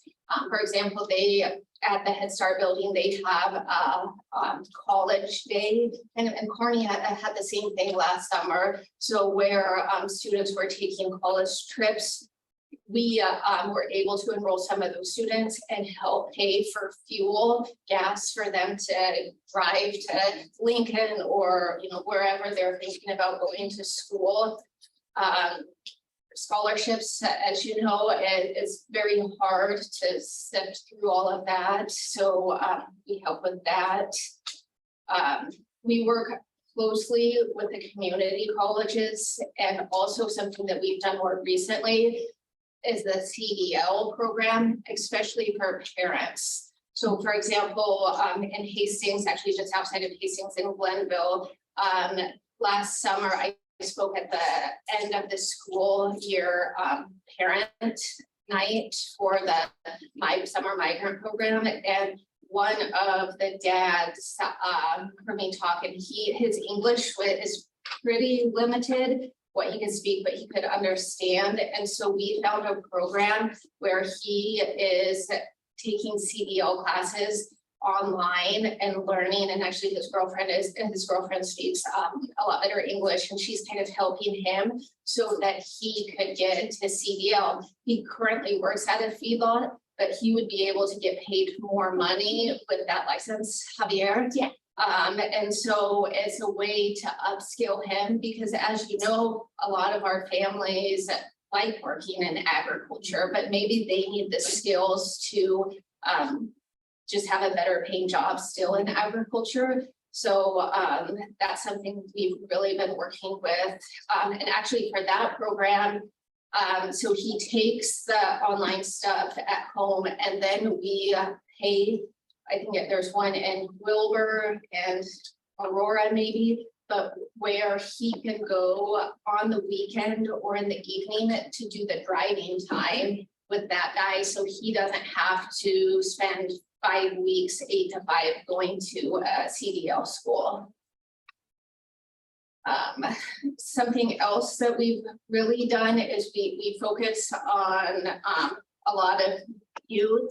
We all know our families kind of want better for their kids than they ever had, so education is important. So for DACA students, they are not eligible to receive federal financial aid, Pell Grants, or anything like that. So for those students, we pay their tuition. Mostly we work with community colleges, but we can pay their full tuition. Something else that they really like is it's really hard to go to school full time and to be able to support yourself. And so we pay students $6 for each class hour they're in class a week. So that's about $400 to $500 a month untaxed that they can spend on their phone bill, rent, living expenses. We don't monitor that, so it's just a direct deposit into their account. Something else in Kearney that we've done is we had a mom who I met last summer when they had an event in the park.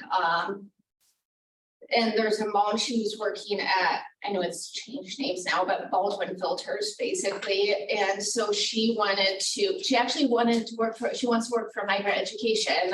Her English is kind of limited.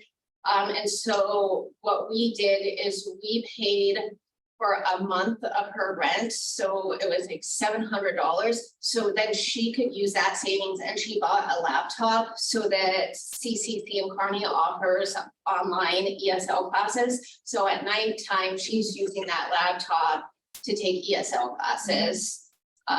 So hopefully one day she'll be able to be a coworker of yours. That was the first thing that she said to us is, can you help me get a job for with migrant education? So she must really appreciate all that the services that you have provided. So we work with, I know you all specifically work with the kids and providing them services. Well, AIDA, and I don't necessarily work with the people anymore. I oversee our staff, but what AIDA always did was she took my personal cell phone. I just have it with me all the time. And that's so even sometimes I'd be on vacation and I send me yeah, and so that worked really well. And so one of the things that when I came here that I wanted to make sure that we do across the state, I didn't know anything about migrant workers or anything when I started, but you know, people like Aida, Sujata, Lillian, who is no longer here, but they helped me understand and referring families. And so I want to make sure that our staff, because we serve the entire state too, you can just text them and say, I have a family, can you help? Or if we meet workers somewhere, that we could just text you and say, hey, do you want to come out? I know in Hastings, we get a group of, it's about 120 H2A workers every summer. And so what we do is we provide the heat and pesticide safety training, and then AIDA identifies the people that would basically qualify for the program. So AIDA helps me with the trainings, and then she does her part, and it all works. 11 o'clock, 6:30 in the morning. Yeah. We did it last year, but I think you weren't there. It was another deal. Yeah. There. Yeah, so we'll be starting those soon. I think, you know, the workers are going to be arriving. I think some have already arrived at any time. So I guess I could stop there and ask if anyone has any questions. So in Grand Island, who would be the contact person? When I actually, something else, I brought some of these flyers. They're the generic ones, and you could, if you scan the QR, it takes you to our website. But even on our website, it has a map, in every county, and you just kind of hover over the county and it tells you who to contact. But I can say, so we have an office in Lincoln. I know Darlene has visited our office before. Have you, is that right? I used to work very close with your program before when Ana Santos was Yeah. there. And so I've been to your office and. Yeah, so the office is still in the same location. We have two people based out of that office. So Diana, who kind of serves like the Beatrice, like south of I-80. Then we have, well, then it gets kind of confusing, but then Kim is in the office. Kim actually took over. She serves the Columbus area now. And then we have an office in Norfolk, where Maria Shinstock has an office at the college. We have an office in Hastings, which Mandy Puente, who used to work for Nebraska Department of Labor. So she serves in the Tri-City area and Lexington. And then we did have an office in Northern Platte, but I just closed that to bring someone with me in Hastings to serve that area, and then Scotts Bluff. So I can leave all of these and my card too. So if my card has my personal cell phone number on there too. So I would invite all of you to, if you're having challenges with any of our staff to coordinate things, just to give me a call, text, email, because I'm just incredibly grateful for all the work that everyone in Hastings and Grand Island has done with my time here. And so I just want to make sure that we're able to help your families, because I know sometimes your money is very limited, and we have, sometimes I feel guilty about saying this, but we have money. So our grant is a $1.3 million grant. So we have. And the good thing about Florida is sometimes she goes to Play Center and she called, hey, there's 5 OSY. They just, and I just talk about you. Tell them I'm on my way down.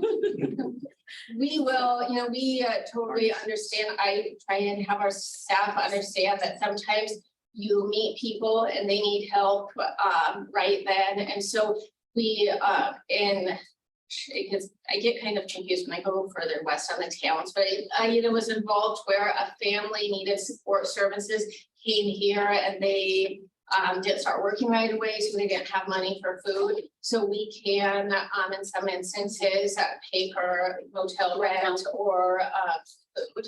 So is the phone number that you call on your card, you said it's personal? I know I accidentally gave your personal number one year. Yeah. Sometimes they maybe especially when they only speak Spanish, because then when I don't speak Spanish, and so then I answer and I talk really fast, I don't understand you, and then I hang up. So if you could, I did hire someone new that's a program assistant, program specialist for my office in Hastings. So she'll really be coordinating that type of stuff. So she's actually just brand new, started last week. So if the person speaks English, then it's okay, but sometimes it's hard. Tamara is still around? I'm sorry? Tamara left. Oh. And so we have a new person Okay. that Anna Hessa that does the same thing. Yeah, because usually I used to Yes. get together with Kim or Tamara or both. And to go to one of the farms that is in my area. What area is she? It's, well, mine is Omaha, but Omaha. this farm is in, what is the town? No, it's not. It's, I forget. But yeah, but every year we go there for this training. If you had Tamara's phone number, it's the same phone Oh, number okay. for the new person. Yeah, I do have it. So we have Maria in Norfolk that speaks Spanish, Diana in Lincoln that speaks Spanish, and Anna Hessa in Spanish that serves the whole east side of the city. And then we have Angela Soto in the Hastings office that covers everything Okay. west. So you're the only one of those doesn't speak French. pretty much. I have a question for you. Full-time teachers on some state. Right. I know that your program has changed so much through the years, but are you still paying for school, the 2-year college for the kids, or did it change? Or you're still doing that? You still pay, if they qualify, they still get the 2 years plus the stipend and. Yeah.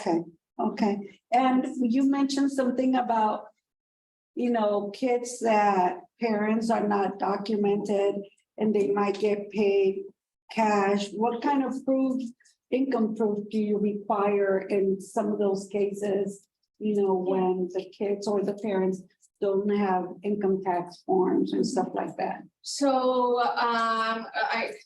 we do a couple of things. For example, in Lexington, we just had enrolled someone, he's gonna do a CDL that he was doing farm work in California, strawberries, and they don't have, Lexington, they don't have kids, so they didn't qualify for you all, but so it was impossible to, we just kept calling that employer. And what this guy had was a phone number for someone that he worked with, kind of the boss. And so we just called him on the phone, said, did Javier worked, how much did he make, and what did he do? And that works. Oh, okay. So they don't necessarily have to have taxes, W-2s, anything like that. Great. So you guys don't help with license money, like seasonal workers come. You don't help them with that? Yeah, we can. What are like the requirements? That one is the same thing, basically, only where when we help people go to school, we need a little bit more documentation. When we help like that, it's just self-attestation where they tell us what they did. So. Can you explain, because our programs are a little different. Like I said, I work with Anna a lot, so I know you're some of the criterias to qualify for your program, but because our program, the family has to move. In your program, the family does, or the individuals don't have to move. No, yes. Agricultural. Just agricultural work. And then the income, there's an income that limit income that they can make. And that has changed a lot, okay. actually. And so if there is on one part of the income limit, it's very high. But if they happen to be above it, if the student gets free or reduced lunch in school, has Medicaid, gets SNAP, has an IEP, any of those things, basically the income guidelines are waived. Oh. All 100% of the waived lunch, so no, los quitaron. No necesitas comprobar ingresos. Yeah. And just to be clear, you said if the parents doesn't have documents, but did the kid have? Then we can help the kid, but the kid is, so in that case, the kid would need to be like a junior or senior in high school, because we would help that kid with. Yeah, and it doesn't necessarily have to be college. One time in Lexington, they were migrant student participants, but the dad, he had worked at a feedlot and he really wanted to work at Tyson, but the Tyson's application is online and he didn't know how to do that. So I basically did his application and then he started working there. And so doesn't necessarily have to be college. Something else that we did to think about too, that we did in Grand Island, a family, at Gish, the student, very limited English, had a learning disability. And so what we did was we set up, it's called a paid work experience. And so we paid him to work at the library. And so to practice his English, he read books for story time to little kids. And then he had challenges with numbers. And so putting the books away on a shelf helped him with numbers, and he got paid for that. And so it showed kind of when he would graduate that he had job experience. So, and we've done that with parents too. Sometimes it's just really hard. Sometimes our people we know are overlooked for jobs. And so we can work with companies where we say we'll pay half of their wages for a certain period of time as incentive to hire them. So that's also how we can help parents. You do have a lot of money then. The price we get those kind of quite, but The colegio, community college. something, oh, I'm sorry, no, Do they have? Tienen que Be working or? You think? just at any time within the last 2 years, so they don't have to be currently. So that the applicants for a certain amount of time that they work. Like One day. it kind of depends, so we look at, now this is where it gets really complicated, but we look at a 24-month period. And at some point, there's 12 months where their farm work income has to be more than their non-farm work income. And that's for kind of us to figure out, because that gets really complicated. So I would just say if they've done any type of agricultural work in the last 2 years. Refer to you. Yeah. That's just easier. Yeah. Castrating hogs. Hogs, yeah. We have worked with, I want to tell the governor this, that we have helped so many of his workers and the workers' kids that have done farm work at Pillen Farms and helped them. I thought about that yesterday because I was kind of kicked out from a hog farm from Pillen. Oh, really? Yeah, it's a safety. The guy, yeah, it was a safety. Well, I mean, it was my first time going to like these farms, and I parked and I saw someone following me, and I had already gone to one, and I talked to one of the workers, and I just said, I'm like, is there any more people working inside? And he's like, yeah, but you just can't be around here. I was like, oh, okay. So I go to the next one and I see the truck following me. I don't know if he saw me from, because he said that there's cameras. So I don't know if he saw me from the other one or what. But anyway, so I didn't go in to the area. But I just kind of parked to the side and I'm like, where's my brochures? And I got my brochures on my bag and I got out of my car and I was like, hi. And he's just like waiting for me to explain myself. And I was just like, yeah, well, you know, and I just kind of told him my whole thing. He just said, well, you can't be here. You know, you can't be here. There's files, something. You have to take a shower before you go inside, and also. Yeah, and you can't visit one farm and then go to the other. You didn't call me, girl. I would have told you. I would have told you that you go there. I was feeling brave. But I was just like, and I said, well, is there anyone that I can speak to? Like, is there, you know, person that I can connect with? And he's like, yeah, just go to the HR department at Pillen's building. And I was like, well, that would have been that easy. Like, I was. But usually they have a houses before the farm. That's where they live. It was like in the middle of like in the middle of St. Edward, like. Because in Oxnard, they have the houses first and then the farm. And but that's like some small farms, but like Pillen, they live in the town or they don't give them housing. Yeah. So that's what I said, I wanna go talk to Phil. But Lena had a question. She was wondering, ask your question. I was wonder, you said that they paid for 2 years of college. But how old have to be the child? Until which age? There's not an age limit. Yeah, because they can pay even for the work if you want to change careers. Yeah. Parents, yeah. It's not only have the to child, qualify. they also follow for the worker. So even sometimes for kids that are in high school, we can pay for early college credits. So we do that quite a bit too, but there's no age limit, so it's basically, we can start helping, from junior and high school up until, but yeah, there's no age limit. Even if they, excuse me, even if they were just like temporary, like on the corn. Yeah. Okay. If they have a COE in this agriculture. they're No, qualified. they don't I- have to you're- have- yes. They don't have to have a COE.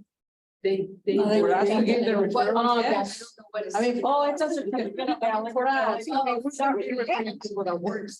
Yeah, and if they're in our program, if they have a COE, they're working. If they don't qualify, you can run for them. Yeah, or, I don't know if you see, especially, I know in Hastings, and as you get these students, kids that you tackle, you know, we can help those students too, so. Something else, because I know we have the money, and I know this will make a lot of people happy, is that I think I kind of alluded earlier in the year that we got a grant from the USDA to help with COVID relief for for agricultural workers and meat packing workers. And last week I finally hired a staff, and she's actually in training for it today. And so what it is we pay if a person was affected by COVID, whether, was affected by COVID, missed work, or had to buy masks or something, they're eligible to receive a $600 Visa card. And they don't have to be documented to receive that. Where's La Bonita? We were wondering about that, who was gonna be trained in this area. But they have to prove that they were affected by COVID. I know They that. just kind of have to tell us. Okay. But affected house, yeah. Easy. Yeah. So what they did in Okay, Hastings, what Claudia and Norma did was they sent me an email of names and contact information. And we were supposed to do it in March, but it was just really hard to hire staff. So we're gonna be starting that. We have more money for agricultural workers, but we do for meat packing. The one thing to think about with meat packing is that if they're currently working in meat packing for like Tyson or Swift, the large ones, the union got money, and so that worker will need to go through the union. So But the union is gonna help them, and are you sure? I think They're they supposed to. all of that, the union might not have all of the money, so it might be later on. But in Grand Island, I've been contacted by a lot of people from the church and Community Action and Salvation Army, where someone had worked in meat packing and maybe came in for food. And since they're not a part of the union anymore, then we can help them. So if they're part of the union, then they would have to go through the union. But if they maybe work at the meat packing plant and no longer working there, but were affected by it, Yeah. then we can just refer them to you. Yep, and so the pandemic was declared in January of 2020. And then the pandemic was declared not a pandemic anymore at May 12th. So it has to be during that period of time. May 12 of this Of year. this year. May Yeah. 12. Yeah. Of 23. Yeah, well, So anybody that did agriculture, somebody called and told me about that they were doing that in Texas. And I said, well, I don't know. So I called people around and nobody was doing it here. And then I asked Maria and she said, well, we haven't, but I think we will. But then I didn't hear anything else. But I know that Amy Garza from the Panhandle, she was the one that was explaining the program to me and that they could do it online or something like that. So it has to be do with anybody that did agriculture that had some kind of hardship. yeah, so Amy, in Scotts Bluff, they had a little bit of money and they blew through that really fast. And so, and I'm sure there's not enough money to help every single farm worker. So it's kind of a waiting list type thing, but yeah, the one thing to think about that they do have to do before we'll set up the appointment with them, they have to have an email address because the card it has to be verified for them. The card could either go to their phone, which is quicker, or be mailed to them. And so when you're thinking about like H2A workers that are here detasked for like a month, the card can only be spent in the United States, so it's probably not gonna get to them soon enough. So we're probably not gonna be giving those really to H2A workers. So when you say that they were affected by the pandemic, do they have to provide any proof of that? No. So I can just call you and say, hey, I was affected by it. And then I was an agriculture worker, and then. Yeah, there's some documents that they'll need, but I cannot think of that list off the top of my head, but it's a pretty short application that they do. They can self-attest to some stuff. Well, when the program, like, it started nationwide, kind of towards the first of the year, and they're kind of working the kinks out. And so I think it's gotten quicker, maybe it's a couple weeks. So the one thing too is they could only receive it once. And so there was kind of a national database created. So if they're a migrant that lives in Texas and then they got it in Texas, moved here, you can tell if they had gotten it. So for example, in Grand Island, who would I refer them to be? Like, is there a person? So I'm overseeing the program, our new program specialist, Angela, that speaks Spanish. She's the one actually doing stuff. So I think they talk to Angela with Proteus, and then you would, and then I would give them, right? Yeah, and actually, if it's a person in the Tri-Cities, I have an office number on here that can also, you can reach Angela at, I have both Anna Essa from Lincoln and Angela's phone numbers in my phone. I could just give those to you. So do you know how long it takes the process for that to receive the money? Because you said for the H2A, most probably they're not gonna. Yeah, just because you'd have to, it's all about like when we have time for staff too, because that same person, that program specialist that will be doing this is also doing our pesticide and heat training. So it might be chaos a little. Do they have to verify, like, do they have to disclose where they work? Yes. And do you guys, check that? Like, do They can call? provide, but no, we don't call them, but they can provide like a pay stub or there's a whole list of different stuff. They go, where is your office? Jody in Hastings. And Jody, what about that, what about that TNBC? Yeah, so they can even be undocumented and have no work authorization and still get it. Oh, when does Okay, so if you're in the like west of Hastings and Scotts Bluff, basically, you would talk to Angela, and her phone number, this is a Proteus cell phone number, is 402-615-3905. And let me get you the person for like Columbus, Omaha. So this is from Hastings West? From Hastings West. The person that you need is, her name is Anna Hessa. What's her name? Anna Hessa. Is it Anaisa? Yes. Anaisa. I think, Maybe. Anaisa. And the number is 461. On that one, okay, so her number is, gosh, I think this is it, or either her personal cell phone number, but I can't tell. Well, why don't you call her and say, hey, honey, is this your work number or your personal? Yeah, I sent it over. 615-3905. Oh, actually, let me just confirm this really quick. Yeah, see if I she- would. You don't want to give personal numbers. Right, especially under someone that doesn't work here Yeah. anymore.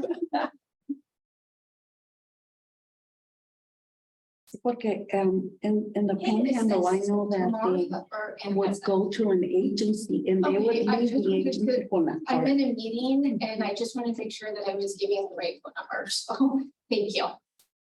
Okay, then bye. Okay, Okay, so it is 531, 531, that's a California Erica. 510, 510, 6396. 639. And that's for Columbus and Omaha? Yeah, and Lincoln and South, basically, east of Hastings. And then you both would want Angela, the first number. So what's the name? So for Columbus is Anaísa or Angela? Anaísa is from Columbus, Lo West. No, you. Yeah. No, east. Anaísa and then. See the Angela. What's the last name? Soto. What a minute. So no more Tamara Ramirez. No more Tamara. I remember, like, I used to make referrals and they'd say, like, for high schoolers. Just wait a while, so we can get some benefits for your phone. It just kind of depends on their need. So, gosh, if someone, I'm thinking of someone in Hastings that we helped him when he was in junior, we helped him go through job training and get a work experience so he could kind of see what different jobs were like. So it just kind of, I guess, depends on their need. Because at some point, sometimes, you know, like if you're working with scholarships, like Susan Buffett worked True Potential Scholarship, that can cover pretty much everything. And so maybe they need our services and kind of help through high school to get them to that point. So. But So do you have anything like a little flyer? I took notes, but just in case I forget all that, anything that talks about it? Little or- brochure, you mean? This Like is a little- about all I have. But not necessarily in regards to the pandemic. Not Oh, like- I don't, okay. just because that money, we're gonna make brochures and do all these ads, but then we're like, that money is gonna go really Yeah, it will fast, so. be going fast. Yeah. It'll pass around, and it's just a generic number if you're not for sure to call the flyer, but one thing's English, the other thing's Spanish. Jody, oh, sorry. Did you, I know that that money was so much money and then it was spread through all the states.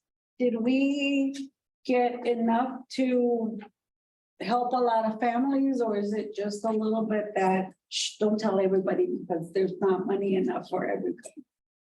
You know what I know how Aida is, and I'm nervous how many people she's gonna tell. She's already sending messages. Yeah. It's a significant amount of money, but it's not enough to help every student. Yeah. But it's money that it's not used.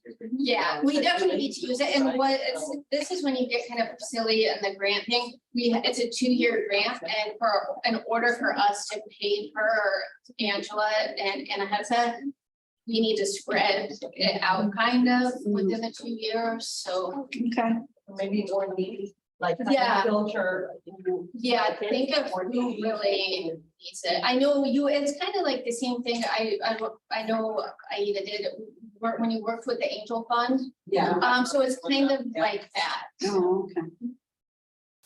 Well, I was already sending. We're already sending text. I know.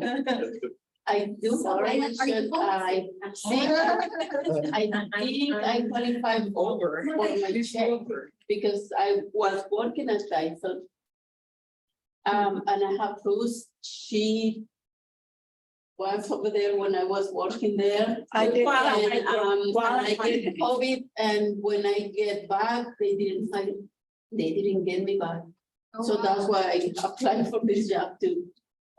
Yeah, so it's exactly So like. I don't know if I have to fill a form or something so I can get my. I can refer to you. Ya ves, stop. Yeah, because. I telling think I people right qualify for like Yeah. a manager, so I don't know what I have to do. But although the meeting, the training was at 9 this morning and I was driving. And so once I get back to Hastings, I'll know more about when we're rolling it out.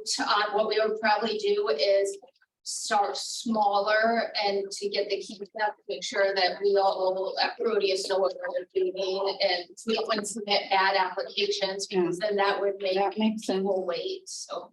Yeah. So would you be able to let us know, or Ethan, you know, this is when we're gonna start, you know, doing the application, so we don't start having people call right now. I already got a phone call back.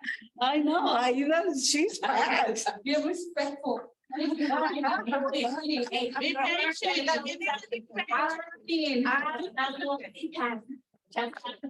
said it. She's hyper like me, so I know the number. Hey, I'm multitask. I I don't know you. No, but that's a great, I'm really happy that we have that now here in Nebraska, because there's a lot of families, I have families that came to cut the potato seed and then they call me right away. Isaura, in Texas, they're doing that and. Oh, yeah. And so then I didn't know anything about it, so I started calling and then I call Amy and I call people that might know. And she said, well, they did their little research and they said, well, we don't have anybody here yet and. And I think we were some always why that you help them being here. And then when they went back to Texas, you still help them. They were from Trade Center. Yeah. And the kid in Minden. Yeah, I helped him get his, he called me the other day, yeah. I can't tell you so many stories of the people that from Iran that we helped and just, one of our people is a teacher, as a migrant ed teacher that we helped. Her parents worked at Philin. She was DACA, so she didn't get it, Amy. And so now we helped her get her to be a teacher. And so she's a teacher at the Hastings Project. Awesome. Yes, and she's a Head Start teacher. Yeah, I really like your program. I know that it's changed a lot. It used to work or help a lot of the seasonal workers.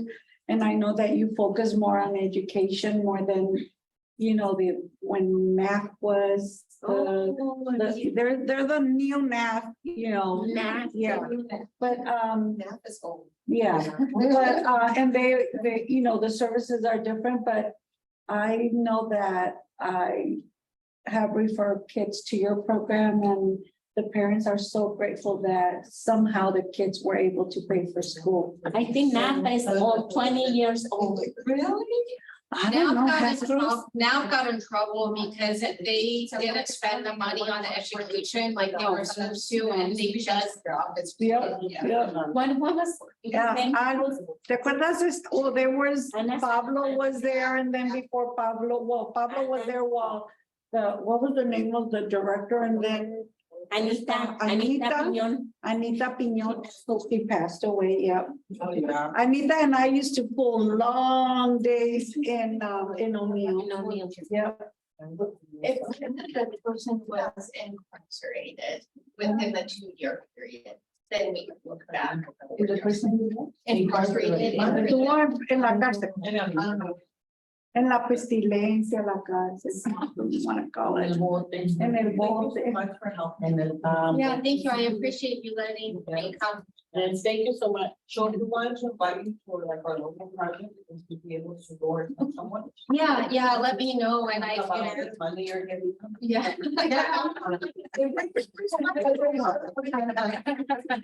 Yeah, let me know for your projects if you, even if you want to meet our local people, I can help set up a meeting or whatever. For your money. Yeah. Before she goes. She's gonna do 100 mile run in the summer. The big event. Oh, she's preparing for 100-mile run in September. Oh, wow. 20, how many hours? 27. Oh, my goodness. Non-stop. Non-stop. I really. Oh, yeah. in Hastings, what we do, which has really worked well, and it works well for me too, because I don't even speak Spanish, but we have a welcome barbecue for the HUA workers and invite community members and it's just a really great time. So. We invite everybody. And this is when you do the heat and Yes. pesticide. On that, we do the heat in the morning and the party in Because we are able to go when you get those pesticides, and I know some farmers don't like that very much. They don't want us to talk about the program, but if there's a possibility that we can just go and not say that we're the migrant program and not promote our program, but to see if there happen to be any OSYs there or families, that would be awesome. Yeah, because let we me used see to- what Yeah, let me see.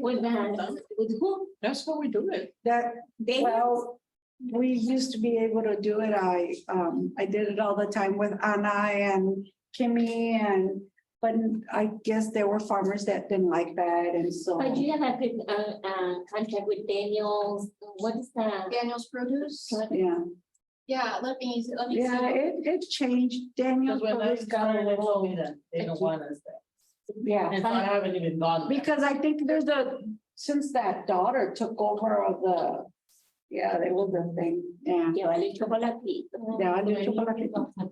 No. Well, thank you so much, Jody. Yeah.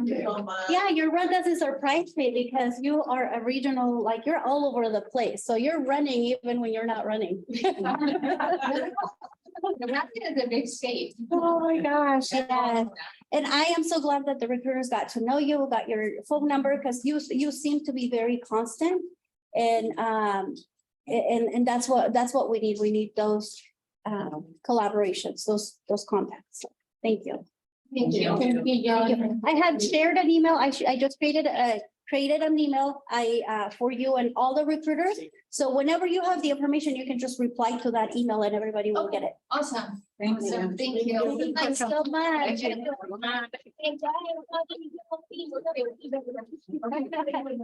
Yes. Yeah. We're gonna finish at 11:30 if you want to stay. Está bello. I need to, so I have a shake every day for lunch, but I really appreciate it. It's training. That's right, you're training, you're training. Good for you. Online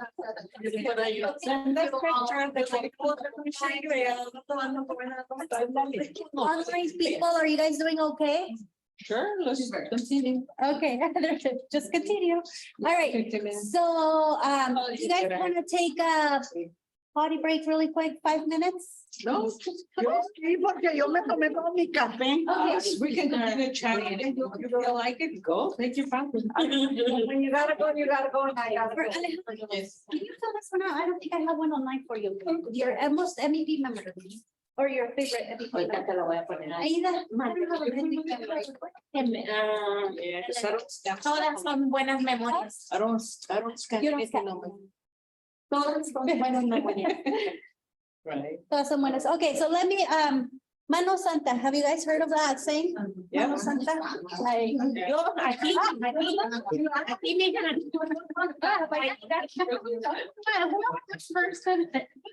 everybody's Mano Santa here. All right. Voy a hacer, Oh, okay. This MEP employee started on 8/7/2008. And his or her favorite MEP memory is hearing success stories from the MEP students. Esmirna. Esmirna, 8/7/2008. No, 2008. Is it 2008? Esmirna, did you start, anybody here? Esmirna, did you?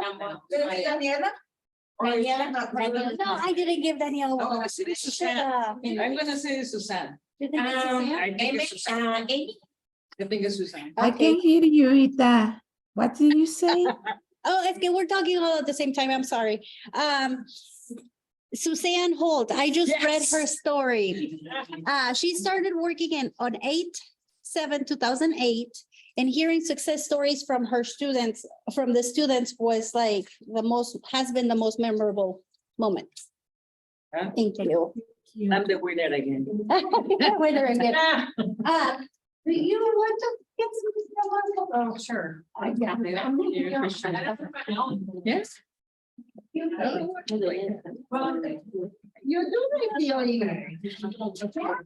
Did you know that Suzanne writes COE?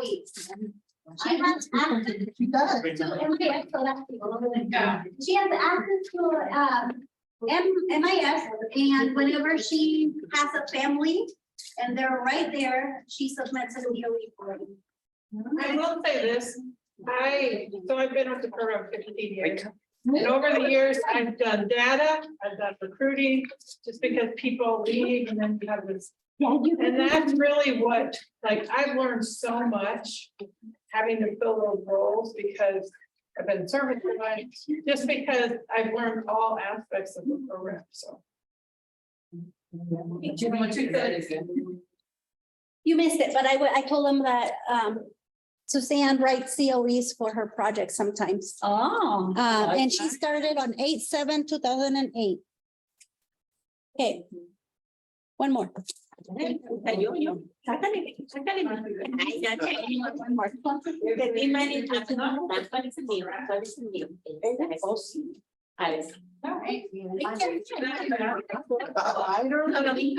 this person started working I have like a fancy job. on 2/1/17. And his or her favorite memory is working with migrant teams, students, and families. 2/1/2017. 2/1/2017. Yes.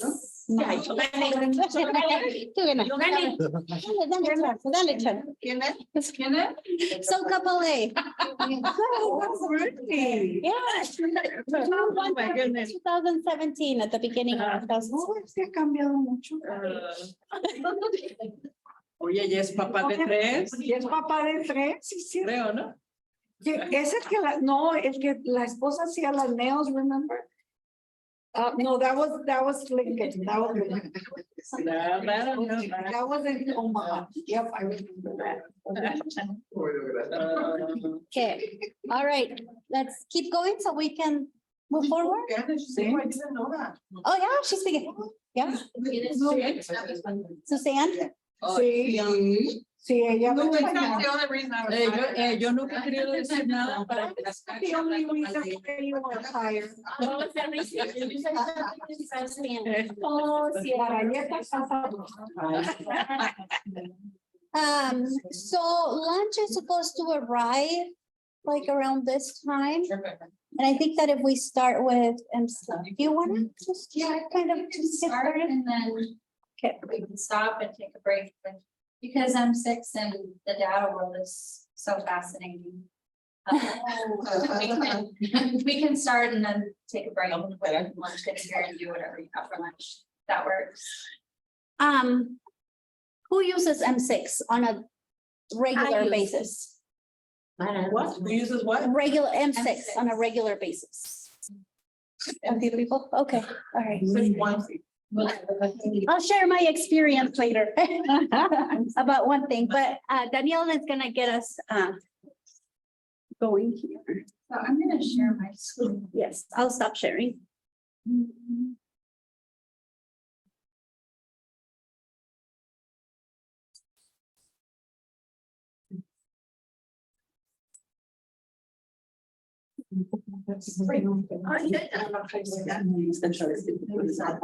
So in my email, my presentation I did on a separate Google Slides and then it didn't pull everything over. So what I did was put a link in this presentation. But I also sent Ita an email with some resources that I'm gonna talk about, including the these slides. So she might send this to you separately. Your outfit. So that's right. Okay. I see it. Okay. Do you want me to click on the link or do you wanna? I'm sharing my screen. Okay. so- Oh, I hadn't seen it, sorry. Can we get that on the email? Yes, everything will be in the email. Okay, so M6 stands for the Migrant Student Information Exchange. And those of you that, you don't use M6 a whole lot, The website is right there on the bottom, m6.ed.gov. So we're going to talk about as far as M6 for recruiters, or from a recruiter standpoint, we're going to talk about the overview about what M6 is and how the user roles are set up in Nebraska. A little bit on privacy and security, and putting our login process. And sending move notification and some benefits of M6 for recruiters. Okay, so M6 overview, I took this right from the M6 training. Many M6 training have these same overviews. It's a web-based application. It links migrant systems from state to state to produce a single consolidated student record that has the Migrant Education Program data elements, or MDEs, as you'll hear us call them, to analyze migrant trends and facilitate things like enrollment, student placement, credit accrual, and MAP participation. So the different levels that we have as far as user roles, there are quite a few user roles that we are able to use. But this is what we have for our state. So we have this M6 state user administrator, who would be myself as the state data coordinator, and then also the M6 state regional administrator. And those roles are for me, where I can reset passwords and organize our structure with the user roles and things like that. I also get things like near match. There's duplicates for student records that either within our state or from state to state. I get those that come to me. I can merge students, split them, validate those kinds of things. I get move notices. I can reply to those for evolved data quality issues. And then I'm the primary contact. So if there's an issue with our state and M6, whether it's from the local standpoint or from the help desk at M6 help desk, they'll contact me. Then we have our regional data administrator. So all of the project data specialists are the regional point for this role. So what they can do is within it drilled down into your project levels by districts. They get things like near matches and merges and splits. They can validate those. It's a 2-point validation. So you'll see that under my role and their role, so that it escalates to me once they said, this is a near match, then it'll escalate to me. And then I have to validate that to make it so. To make that change in the system. They can reply to resolve data requests and move notifications. So I know many of you are sending your move notifications to a data specialist rather than sending them on your own. I do want to, as we dig deeper into that, I do want to make sure that to follow whatever protocol you have for your project, whatever process you have in place and you're comfortable with within your project. But I will be sharing with you, different ways to do that on your own. And then the primary users are everybody else. Controls right behind me. Okay. So I highlighted recruiters because that's where you are. You are a primary user along with the rest of the state coordinators and project directors and service providers. You can search for student records in any state. You can initiate the merge and split process, which means if you come across a student that you see as a duplicate from another state, you can initiate that so that it starts going through the process of being changed in the system. And you can also send and reply to data requests and move notifications.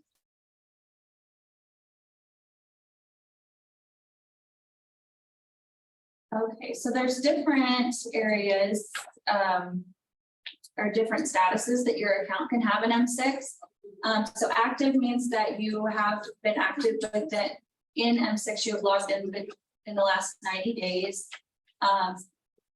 And this talks about where you can reset your password and things like that when you're active. If you're blocked, you may have had an incorrect username or password combination. Those of you that log in quite often know that you only have 3 chances at your password before it'll lock you out.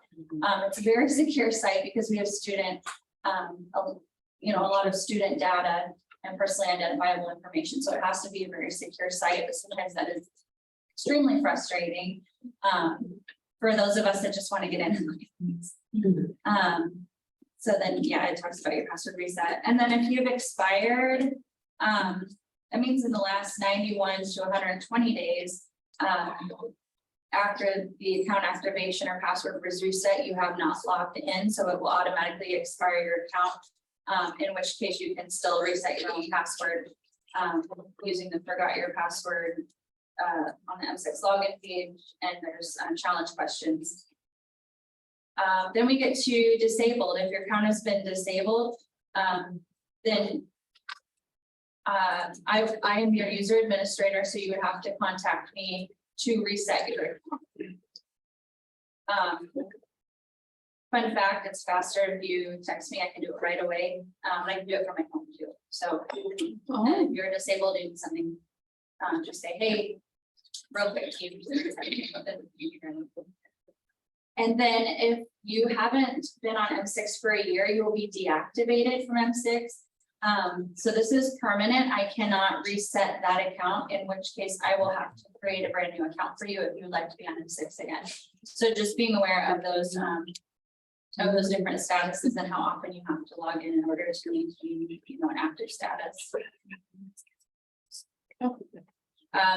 And this is just a timeline that shows you in a little easier terms, 90 days to 30 days to a year. What happens with your account if you don't log in?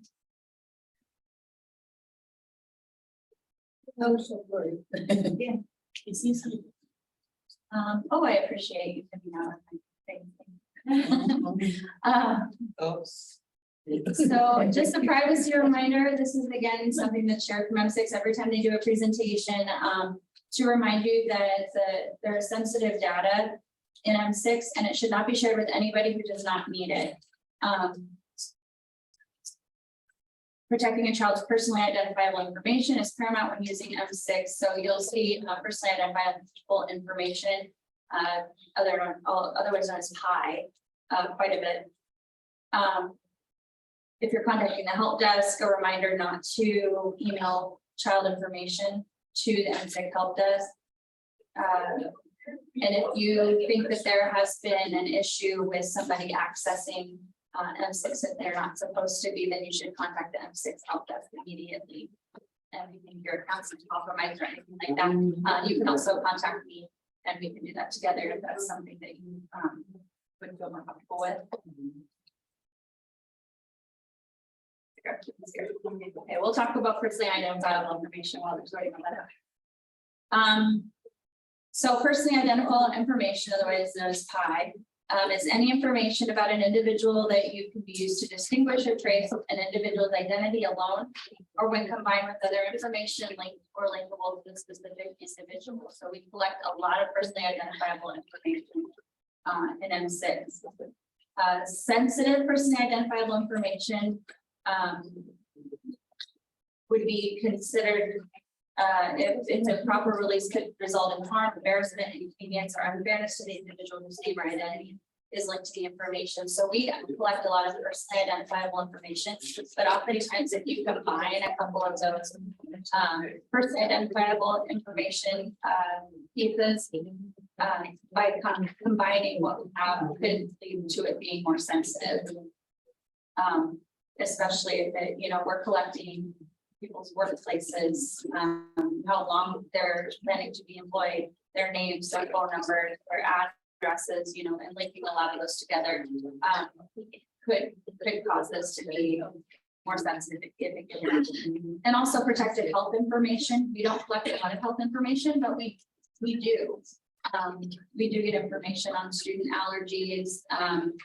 If they have their immunizations, like we just talked about, the Miles for Smiles and taking kids to dental day, and, you know, we end up getting some of that information, and anything we have with healthcare, is also considered to be, protected health information. So we need to make sure that we are keeping that private. If you have it in written form or emails, things like that, make sure that it's encrypted, and then also not to send it improperly through routes like M6. I mentioned again that M6 does not keep health information except for if those records are available. All right, do you guys know how to encrypt? You know what that means?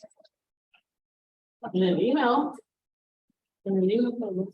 I'm just kind of thinking that way I can find the right PD, so we can, later on, we're gonna be talking about PD, so that I'm just making a list of things that come up as you guys, as we're coming across a few things. So I will add that with you. We've done stuff like that previously, but we haven't for a while, so that's a good. Now, I have a question. Maybe this was like right in the beginning, I should have asked, but I had a family, I had a mom that was going through a DV situation. When I did the application, she told me that she was kind of thinking of leaving for safety.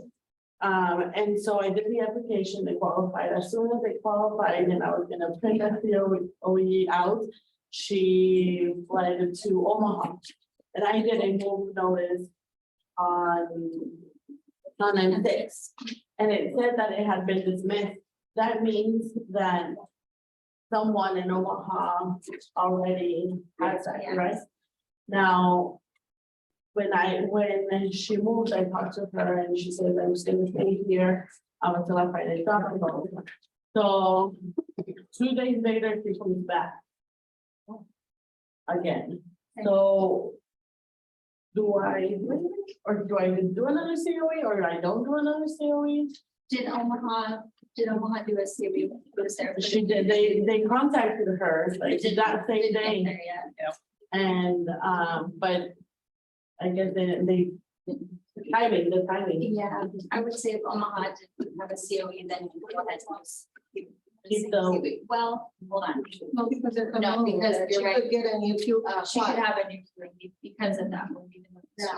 Days, she did move out of the district and back with the kids. Yeah. Then so that could potentially be a qualified arrival date. Now, even though she did not quit her job. She still moved across school district lines. Yeah, so as long as those other factors fall in place too, I don't know the whole, issue, but yeah, it's potential. Unless it's not over a year working there. If she hasn't been there a year. And she did move, so just 2 days or 2 days? But she didn't put her job. She consider herself to move.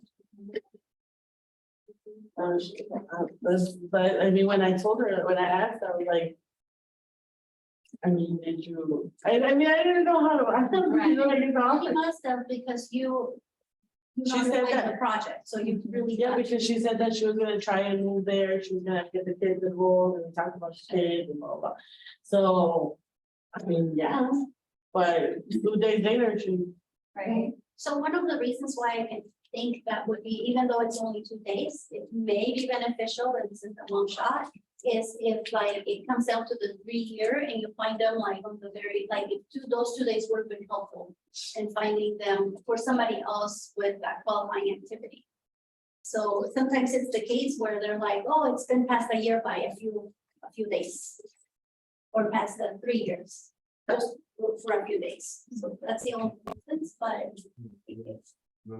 I would be sure when writing that COE that she considered the fact that she didn't move, because I think the pre-interview and it would be so easy for her to go. I was gonna say that I'm only looking for housing. Put her in the view logger. So we have to be careful, make sure that they believe that there was a move. Cause otherwise I'll be like, I know. No, I never thought I was just there. Because when I did the move to the mall, I kind of thought about it and I was like, wait, why am I going to move? Right, but like a move notification is different than writing a COE. You know, if that she was moving to Omaha, you did the right thing, you told Omaha, and then she ended up coming back, circumstances changed. But yeah, if you were to do a new COE with her, I would make sure That she considered that it. she considered that 2 days in the move.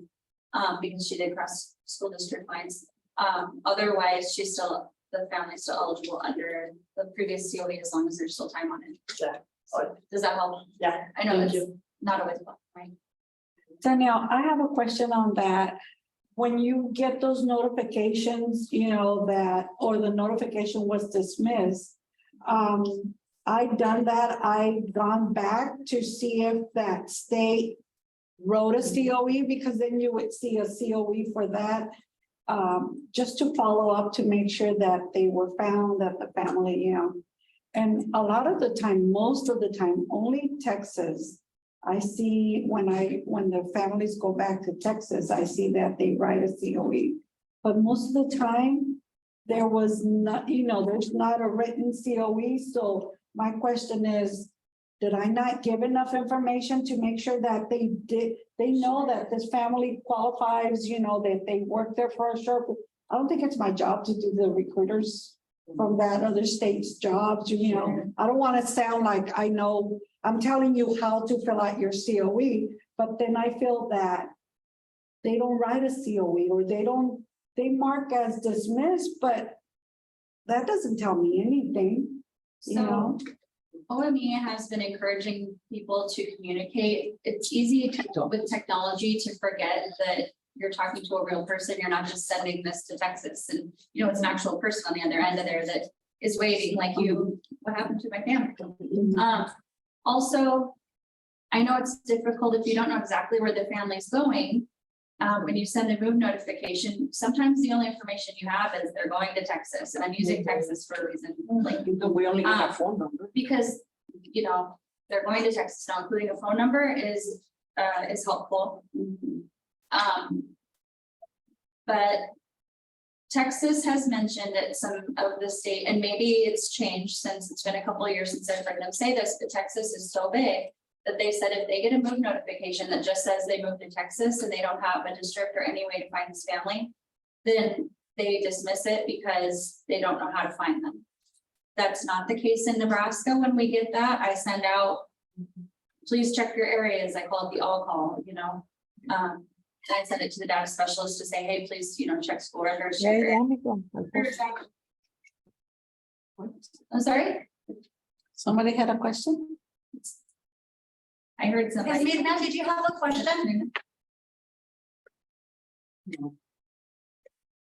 No, I think her. Oh, okay. Oh, her microphone. Just making sure. So the word dismiss does not mean the recruiter got a hold of them. No. Not necessarily. I've had. But it can, but It just means they're dismissing the move notification. Usually it's supposed to be, you know. Somebody would say, hey, hey, we found them or have enrolled them or something, or even saying, I have passed this information on, thank you, and they can dismiss it from the queue because it shows up in your work list. But it can be dismissed if I get a move notification and I know that it's you know, in Aida's area, and I send it to her project and I'll say, this has been sent on to. One thing, and I'm glad that you mentioned Omaha and just dismiss, but usually I said I will follow up. But the reason why I do that is like I do my printout and whatnot. But the reason why I put, or I go to the dismiss portion of it, it was because for a long time, I have all these lists of things in my queue. And I didn't have the access, remember, that I didn't have the access to be able to dismiss all that list of not COEs, but move notifications that other states have sent them to me. And it's like, what is she? Because, the person on the other side, she kept telling me, it's like, can you please, in a total voice, it's like, could you please, dismiss my move notification? Because I sent it to you, blah, blah, blah, has, like 300 and whatever days. And it's like, oh my God, it's like, I try and I went and, put things in a different list and and the M6, and I couldn't until one day I mentioned that to Danielle, and I didn't have the access. Somehow I didn't have the access to be able to do that. Because, it seems like, if you send a move notification, if I don't do anything on my side to dismiss it and tell you, okay, I'm gonna follow up, or just dismiss, maybe not saying anything, then it continues staying on your side. And you don't know anything, so. Cause I knew that same day that I sent the move, she called me, she's like, they called me already, so I don't know if it was you or someone from Omaha, but it was. So I knew that had been done, but I never had done one, so when it said dismiss, they kind of threw me on like dismiss, like they're dismissed. It's just the situation has been. No, it's just the way, it's the way it shows in M6, it says dismiss, so you go dismiss, and then you have a chance to, to write something like a message. And sometimes I know that I did one that I put dismiss and just that, and then later on, I added, it's like I'm following up. Yeah, but I just want to say it on the Nebraska side or Omaha side, I'm sorry, that move notifications that, come to us, I still have access to, I have access because I used to do the data. So immediately, if it is Nebraska family, I immediately can go and see the COE that it was written in whatever project. And I follow up immediately. And then something to remember too is that we have no control over what other projects or what other states do. I have encountered, we've called other states and they really don't recruit like we in Florida, the part of Florida where we call, they don't recruit. The only what's licensed to recruit, or the only migrant families that they recruit are pregnant OSY. I remember We can't control what they do, right? And so I know it's a hard token to let go, but at the end of the day, there's nothing we can do. I even tried calling the state because I had some OSYs moved from Clearwater to Colorado and to Denver, and I called all the recruiters, and it was a Friday, so maybe they didn't work that Friday. I even called the main office, and this is the number, and I said, okay. I thought, well, this is the number, but they're not answering. I left my messages, never called. The family said, I'm not saying she's not, but I'm just saying that, I left messages. The OSY was a pregnant OSY who went into labor a month early. And so she needed help and I couldn't get anybody. And I thought, you know what? There's nothing to do about it. Where about just Florida? Well, then, she went to the wrong area.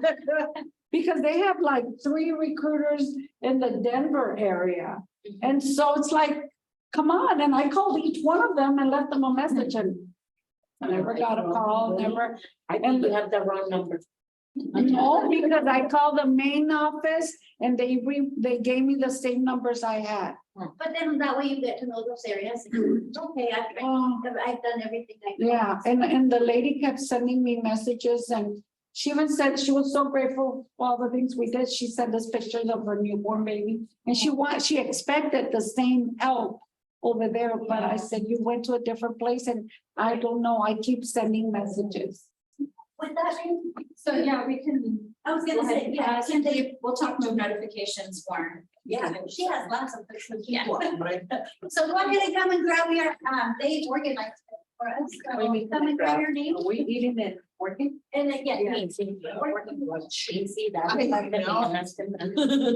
Sorry. Es mi tiempo sagrado. Es mi tiempo sagrado. Oh, it's. Like all of the tenants de Carlos González y se van al tiempo. The only way we can pay is having a really.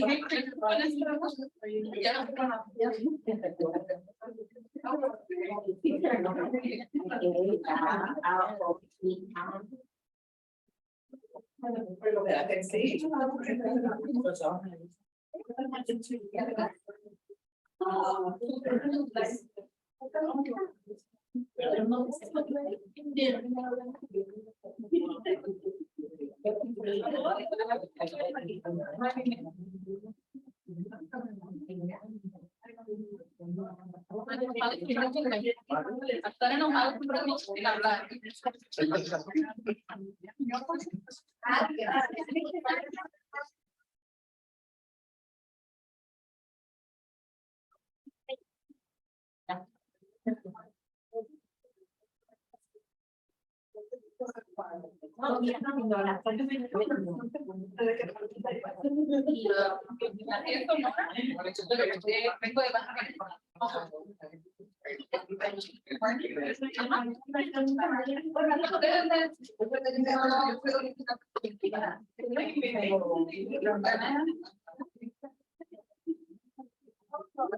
Yeah, I don't really tell everybody. This is working tonight. You guys don't have to pay for it. Because we're gonna be working as we listen to Danielle. Continue learning about M6.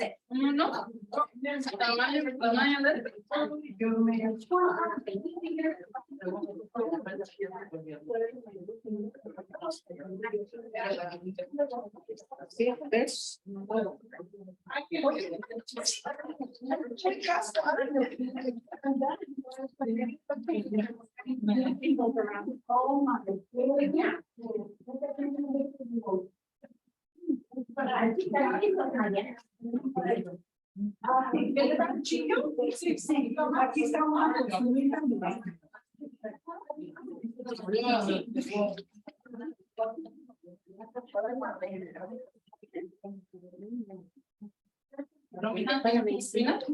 Me mandó para la medicina.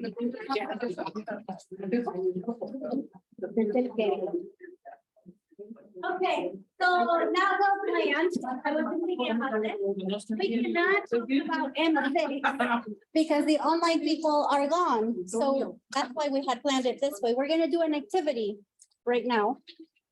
But continue eating. Antonio, So dígame. let's get started. Ay, bien grato de tu madre. No estoy en crisis.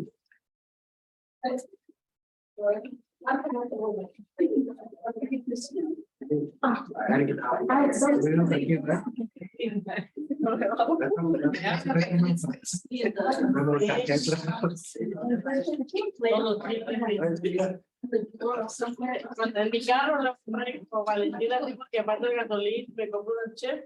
I know. I'm gonna, this sounds weird, but I'm gonna switch to.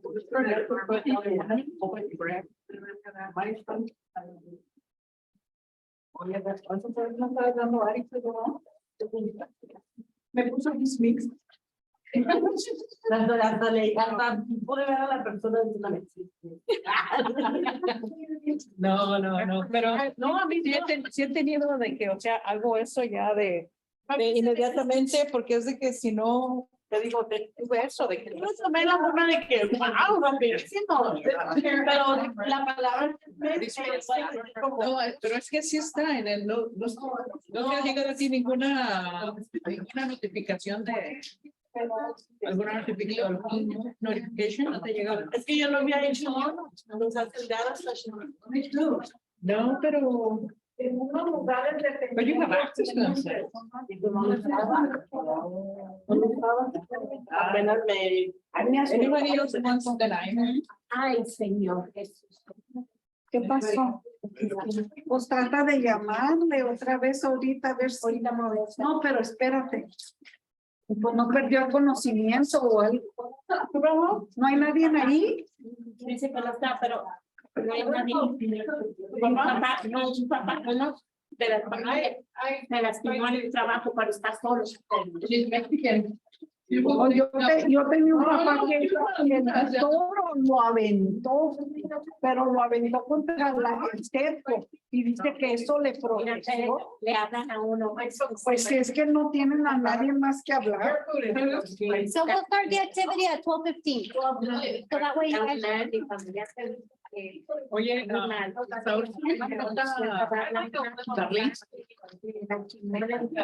Mi nieto se gradúa mañana y Darlene y su familia manejaron y se fueron desde el viernes.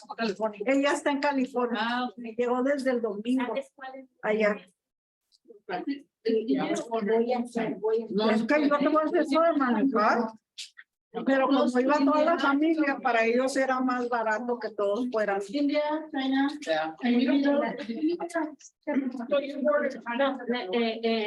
Ya le iba a hablar a la policía, pero al 911, pero colgó, ¿verdad? El 911, Pero le di colgó. Pero si cuelga, y todos modos la policía luego va. no, pero le colgó a Aida porque Aida le decía, llama al 911, 911, llama.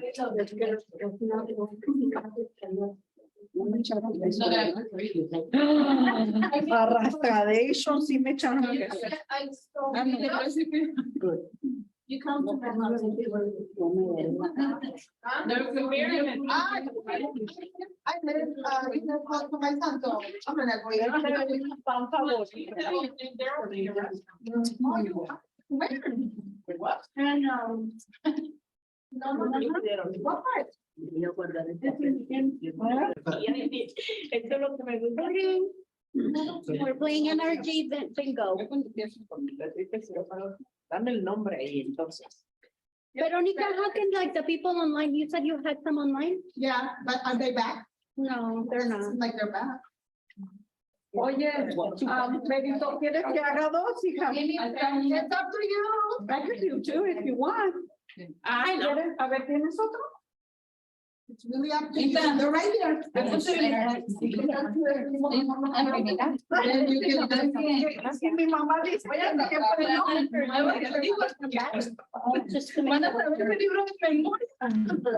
Boy, you gave me a back. Not anymore. No, no creo que alguien. Necesita, yo creo. ¿Ahorita? Sí. No creo que. Nada más de 8 de esos. Ya ves. No, mija. I know the full book, but don't give me A3, A4, C4, because then Amy is back after she wants to let it go. ¿Sabes qué? Nomás uno, porque no. Amy, Veronica has the online version of the bingo. Do you want her to send you one or do you want to just listen? I can just listen, Ida. It's okay. You sure? Bonita, Bonita, you can play it too. Come on, Bonita. You can see all of us fail. Wait, so let me show you. It's a grid with just like the numbers, like F5, F4, to see who kind of knows where the guidance falls under alphabetically. Okay, let's get to this fun bingo. Okay. So one of the things that is really important as a recruiter, as a reviewer, working on the migrant program is that we know the eligibility criteria. So eligibility criteria, we find it in chapter 2 and some in chapter 3. So what I'm going to do is I have selected some of the items from chapter 2 and 3. I'm gonna start reading it and you're gonna find it and then you're gonna decide which one is it. Where is it located? So that's why we're only doing 2 chapters. Okay, so let's try the first one and I can help you with it. Let's do the first one so you guys know what we're doing. So that's my bingo here. Okay. Here's the first one. What qualifies make a recruiter effective? You guys start looking. What? What qualifies make a recruiter effective? This one, quality, sorry. I'm not wearing my good glasses today. And you have to find it? You have to find it. I found it. So then once you find it, what do you do? When you find it, and then, you just mark it. Oh, okay, oh, instructions. So read over there, then. Also, read your that's, and. Yeah, and then I'll continue reading while you guys are looking for It the. starts in chapter 2, then? The whole chapter, you have to do. No, Chapter 2 is eligibility. It's eligibility. But they say, what qualities make a What recruiter? qualities make a recruiter effective? ¿Y es aquí? Yes. Yes. Que esté vivo. Que esté vivo. Ahí con el, No, Okay, no, I'm no, gonna no. give you that again. It's in chapter 3. Yeah, it is. In chapter 2. That's not chapter 2. This one is in chapter 3. Ah, sí, ya ves. The process of recruiting a migrant child by interviewing migrant parents or guardians requires careful training, planning, cultural sensitivity, knowledge of the MEP, and excellent communication skills. In order to be effective, recruiters should be adequate, knowledgeable of MEP eligibility requirements. ¿Lo han encontrado o no? A6, in A6, it says, what proceed, no, hold on. That's not it. It's A9. Oh, sí. A9. Pero no tengo ahí. Okay, so it's in A9, and if you have A9, you go ahead and mark it. Okay. Ya Yeah. Vale. Okay, no, the next one don't say anything. They have your Bingo. Can you help us like say chapter 2? Yeah, okay. And we can look at other ones. No vamos a acabar. Are you kidding me? Okay, so to know that if the question is, The micro. chapter 3 is identification and recruitment, and chapter 2 is child eligibility, so you should know from what she's saying, which one to find it in. I will give you hints, but Okay, so chapter 2 is what? I need to know this.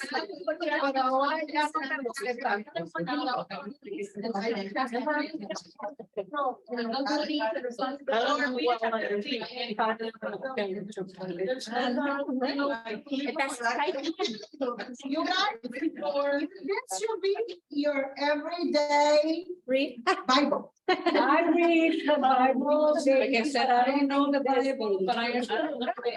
This is how you can be effective recruiter. You need to know the eligible factors. All right, let's go. with the next one. Okay, now. Everybody else. Okay, échate. All right, what does it mean to move due to economic necessity? This is chapter 2. Do we say more? No, you find it. Pero no, aquí no está. No. No lo tengo. Ey, y más con estas letritas. Pero no lo tengo. I'm gonna read it. The department considered this to mean that the child and the worker, if the child is not the worker, move because they could not afford to stay in the current location. The MEP is premised on the federal government understanding. D3. Migratory children have unique needs in view or their mobility and generally are in low-income families. However, the statutory requirement that a qualifying move be made due to economic necessity clarifies that under ESSA, economic necessity is an integral to a move. It makes a child a migratory child. That's all I'm gonna read. I'm not gonna read anymore. Estás bien y cantas bien, no preocupes. Okay, we are, can I go to the next one? Names.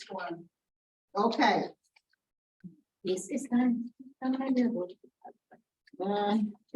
aquí no. Okay, dale. Ya está.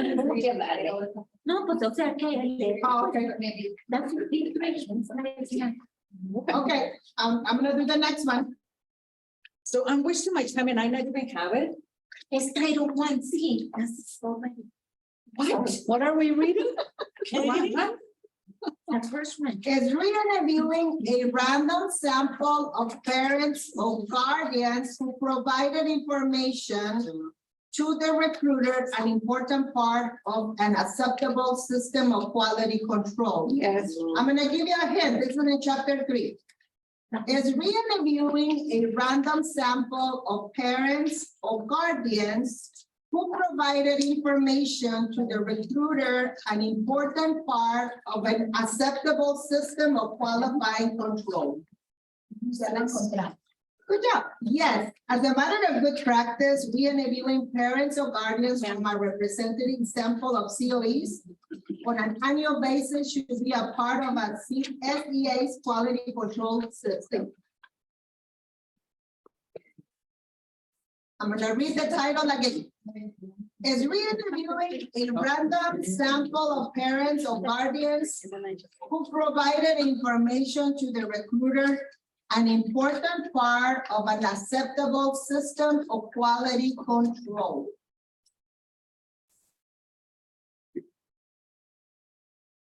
All right, next one, we're going back to chapter 2. What does production mean? What does production mean? Again, what does production mean? The department considers agricultural production to mean work on farms, ranches, dairies, orchards, nurseries, and greenhouses, engaged in the growing and harvesting of crops, plants, or vines, and keeping, raising, or feeding of livestock products for sale. What does production mean? Production. Temporary.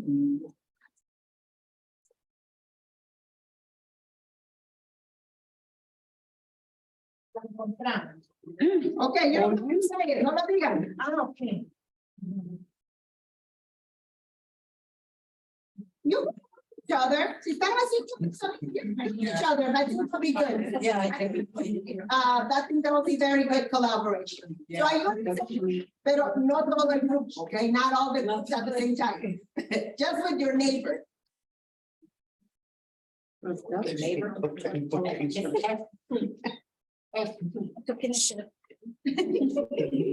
she gets so excited.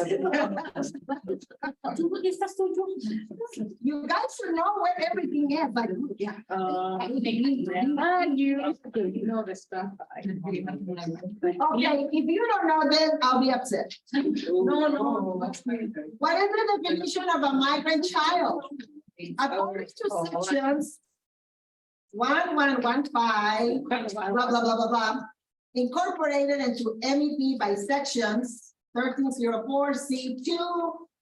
Oh my God, that's long. A child is a migrant child if the following conditions are, the child is not older than 21 years of age, and the child is entitled to a public education under state law. I'm gonna go back again to the title. What is the definition of migratory child? What is the definition?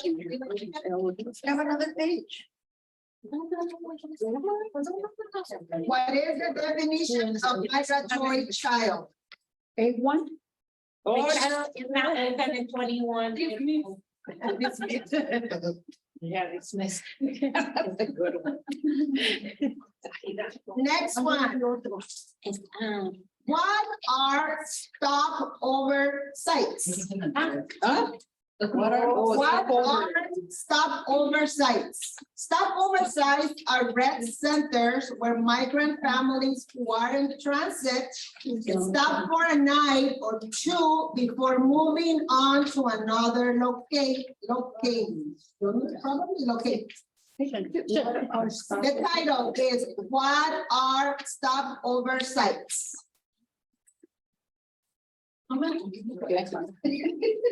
You hear Suyapa, he's like, I don't like to speak. I'm not like a little girl, I just. We are not getting. I don't know. What are stopover sites? Yeah. We're doing whoever wins like 4 lines or 1 line, whoever wins, right? Can we do three? One line. Three? or- Oh, ya casi hago A line of cuadrito. three? It's done. And then you get Title 1C for free too. Yeah, So, that's the freebie. Hey, I already have a line yeah, three. yeah, anything. Are As long you, as are you get- done? I have three. No, but it has to be 1 complete line. Pues, eres one complete No, line. but it has to go from here to. Es cuadrito. Hell no, if we No. start on the second one, that's No, mira, pues, te falta uno aquí. No, right here. No, No, pero I Tiene que ser chorro así todo. Are you kidding me? Sí, yo si no puedes hacer They're cuadrito. saying any. A ver, ¿qué pasó? ¿Qué pasó? That one again, what are Ah. oversights? Ya la Okay, so I'm gonna concentrate just on four corners, otherwise. Aida. You guys done? No, espérate, pues estaba, Oh, yeah. estaba yo hablando con el viejo, no. So, Ya no es Hani. Ya no es Hani. oh, I was helping the other one. Aida. O dice que Ya limited percent funds, no, D3 is a, it's funds. Oh, no, it's not D3. Okay. Okay, I think I'll help you. I'm gonna help you. This one, you're gonna find it in C, so we go a little bit faster. Okay, It's in gracias. C, chapter See two. what? Okay. See one or two? I mean, It's necessary for a recruiter to determine why the individual who actively sought qualifying work was unable to obtain or engage in such employment. No, What is the next? that doesn't require any explanation of why the desired qualifying work was not secured. How many? It is necessary for a recruiter to determine why the individual who qualified, saw qualifying work was unable to obtain or engage in such employment. So is it helping if I did tell you the letter then? Yes, And you please. find the number? Yes. Good. Nosotros no hemos pasado 3 semanas estudiando el libro, niña. déjate de- Ustedes ya saben, todas los They recruiters, should know more than us. everybody should know this, especialmente las nuevas. No, la nueva sí, te la creo.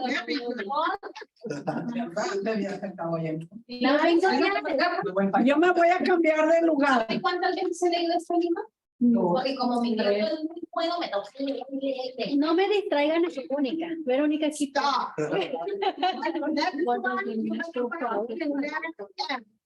Next one, initial processing end. When you add things. When to- does? Okay. No. Porque digo, no tiene Let's verify. Oh, no. I thought it was me. Sorry. When does initial processing end? Got it. No bingo. The department considers a product no longer to be in the stage of initial processing. Once the transformation of the raw product into something more refined begins. It's a- No, I did not use the word.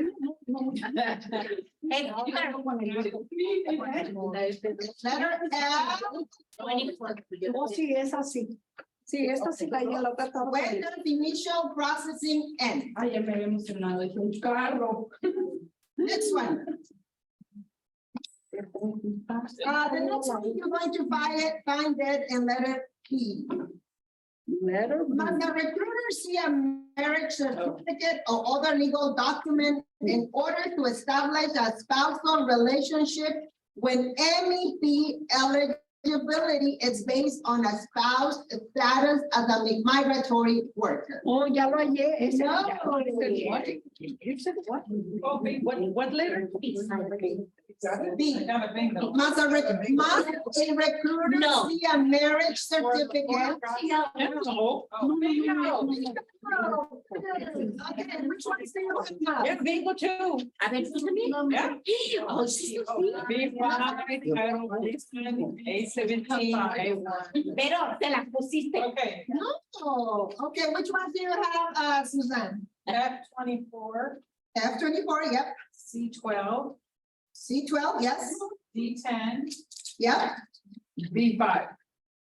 good job. Me bingo Me bingo too.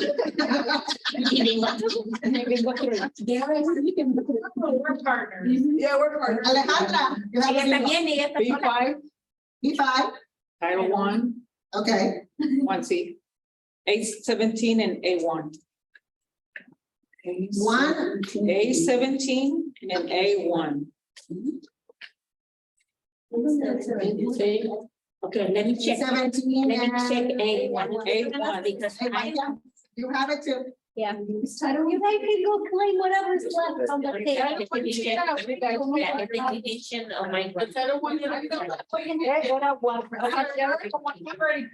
Are you sure? I already picked. You guys wanna continue playing with the one we haven't? Sí, mira, dale, dale. It would be nice, however, we have people online and they don't have it. But this, I think this is an amazing, like, this activity was planned over a year ago and you liked it. And so we can definitely do it again, like during the future. I think we saw it at national conference. They did it. Maybe a IDNR forum or something. It was an IDNR forum. Yeah, and the room got really intense and crazy and it was fun. Yeah. If you can imagine. And you guys, I think that once you guys got the whole, like, a hang of it, like, yeah. So, Pero, How many you like the game? You guys like it? you guys want it again? Yeah. oh, like it. Where is what area? Yes. I have a reputation. International. Okay. All right, there's one I really want to read because I want to give an announcement really quick. This one. 4/28/1997. 4/28/1997. That's Huh? This is the person, 4/28/1997. Betty always cheering on the recruiter. Isaura. Yes. And this person is retiring this year. That's Marisela.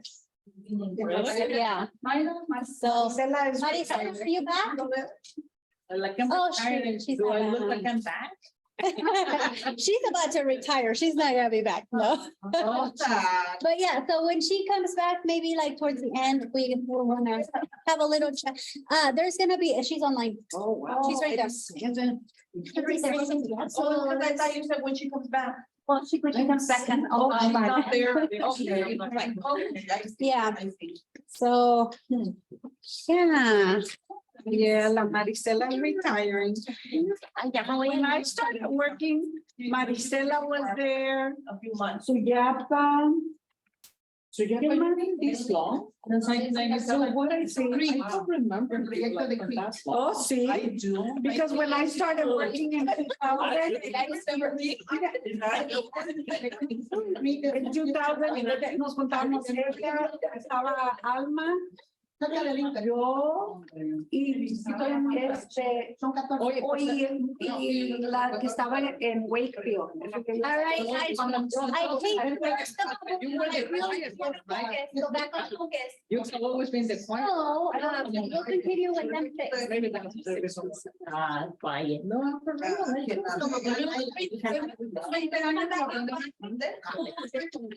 Three, two, one, and we should be back. I give you five. I like the associate teacher time. Okay. All right, so back in the fun world of homestead. Oh, yeah. So we started talking about move notifications and kind of got away from where we were here, but we'll continue move notification in a little bit.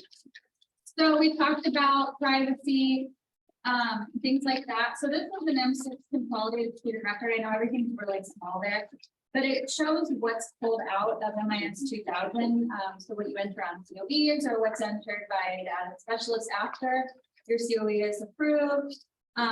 But there's things like the student's birth date, birthplace is no longer there, but I know it's on this page. How it's verified, who their parents are, their qualifying arrival date, where they moved from, where they moved to. Notice the qualifying activity is not part of what is sent to M6. No. The enrollments information. So every school they've been in, that they've been identified as part of the Migrant Ed program. That's all in there.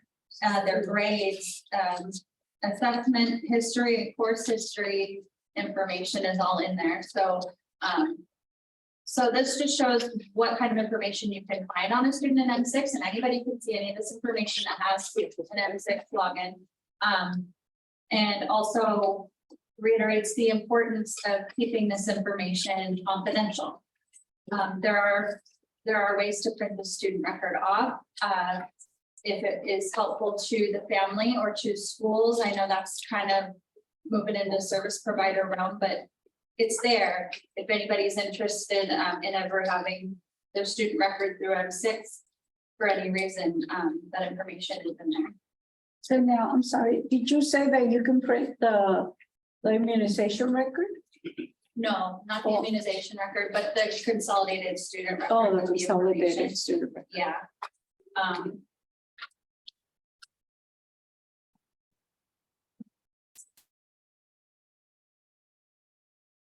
Or is it, did we resume recording? I know it was. Okay. I did. You did, okay, I just thought about it. Okay, so the fund password policy, the password, requirements are to have a complicated password, so it has to be between 12 and 20 characters, uppercase letter, lowercase letter, special character, and a number, so already your password, and then you can't use any of your previous 24 passwords, and every 90 days. Password must be changed. And like I mentioned before, accounts will be locked after 3 consecutive login attempts. If you get it wrong, then your account will be locked. In which case you can do your questions, your security questions, yeah. So that's the password policy. So here's a step-by-step. If you forget your password, you can click on the link, forgot your password, and then answer. You should have 5 challenge questions that you would have had pre-set up when you set up for your account. You would answer 3 of those questions, and then you would receive an email with your one-time password.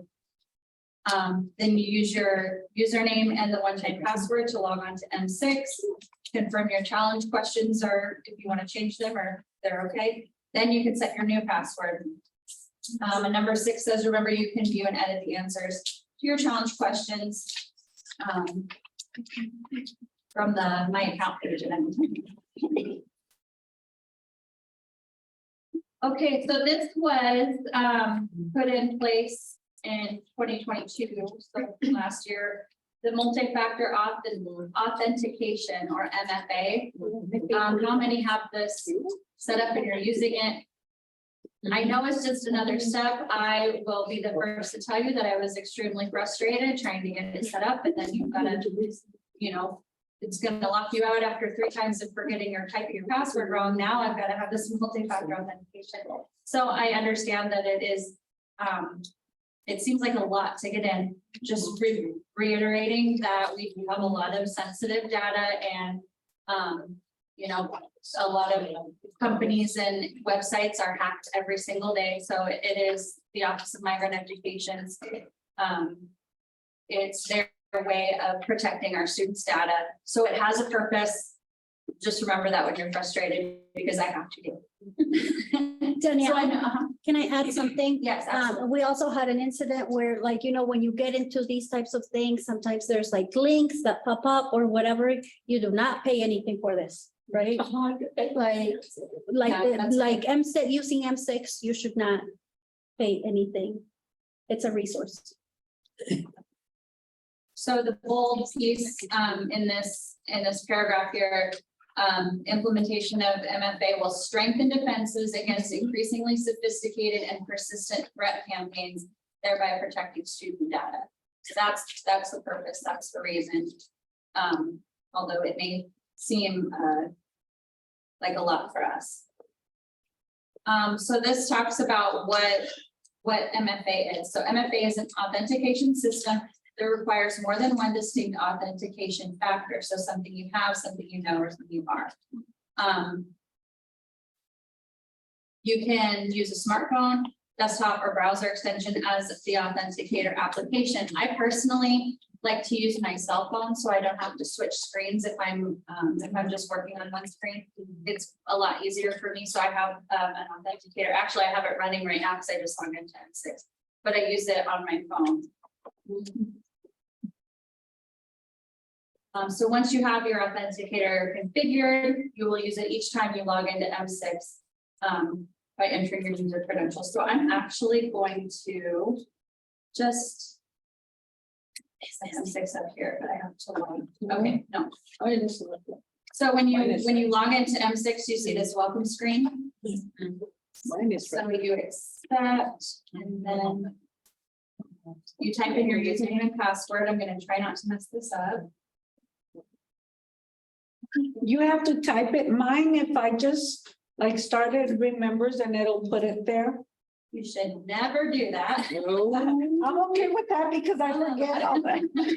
Because if somebody got into your computer, they could just log in. No, because they need the authenticator, yeah. authenticator. But it's just another step. So we don't want to erase the step by having a password that's already there. But I didn't hear any of that. No, you didn't. All right, so I then didn't I'm say gonna any. sign in. Okay, so now it's asking for my MFA code. So I have to go on a separate application. I have it here on my desktop, which I could do. However, I was having trouble with that one anyway. So I go on my phone to this authenticator app, and it's gonna give me a code, and the code resets every 30 seconds. So you gotta be quick. So then I put in my code that I got. And now I am logged in. So, if you are not already, if you do not already have an authenticator set up, they did during this training, they did give you options for other authenticators like through Google, a couple other ones. I used Authy that has this symbol here. So I have linked here configuring Authy with M6. However, I realized this morning again, when I looked at it, it's a PDF and I put it in Google so I could put it on my slides and it didn't translate. So I sent it to Etha.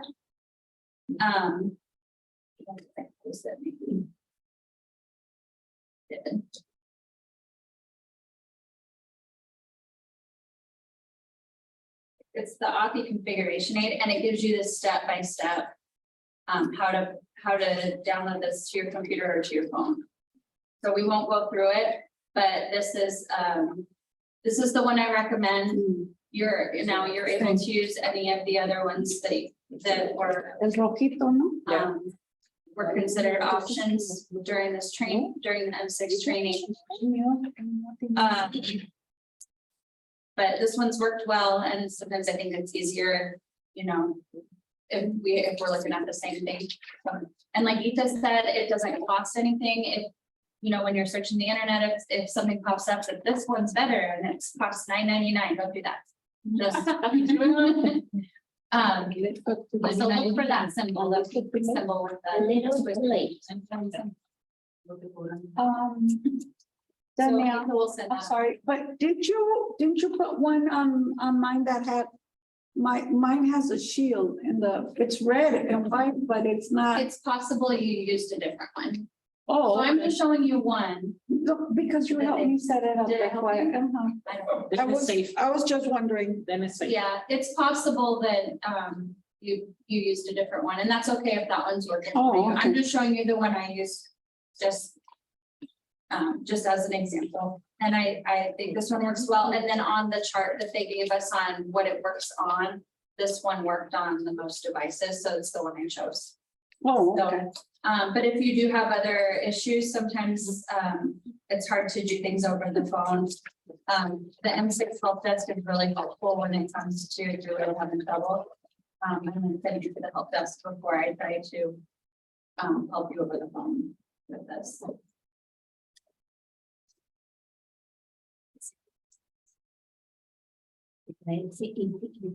Are there any questions on that, these passwords or logging in and all that? I know there's many steps to logging in. And so if you have not used M6 in a really long time, let me know, write it on a sticky note and you can give it to me today and I'll see if I can get you reactivated or whatever needs to happen. So you can access M6. You don't have to, right? You don't have to. Sarah normally has that. So if I run into like with them somewhere and I need to know if that family is qualified, I call her. And you go through Sarah. Yeah. So, yeah, I mean, we don't want people to have M6 if you're not going to use it. So that's the balance we have to create is finding how M6 can help you in your job as a recruiter. If you've got other outlets and prefer not to use M6, I'm not gonna set up an account for you, we're not gonna use it. So it's, I used to have. there are certain things that have to happen.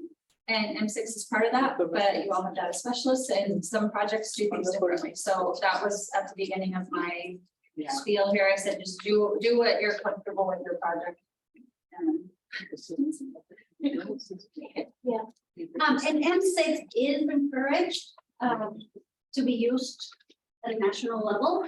So if that's something that we need to, the route that we need to go, once you get logged in and everything, because those people that like, you use it a lot, right? I use it a lot. And it cannot be helpful, but it's the unknown, right? I think that's what's scary and what makes it like, honestly, it took me a long time logging in. We have 20 minutes. I used to have it and I used to use it, but then Sarah had it or has it too. So then I would be, if I was out and about, I would just call her. So you asked her, okay, so you Because already I have the was- system. Yeah, because I didn't have access to it with me So anyway. technically you are used. We are, definitely. I called Emily, Her data specialist. The data specialist. All right, I was kicked off. Is anyone else having trouble with the guest live behavior? Oh, that was on my phone. So that's one. Can I switch this? Then I can't hold on. My space.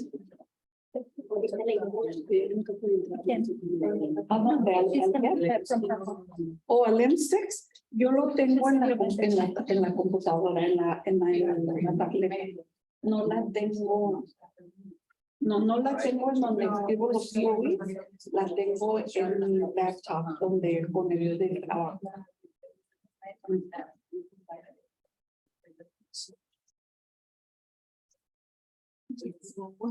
Pues ahí se hace, ¿no? Primero manda qué color queremos y luego ya dice todos van a tener negros. Bueno,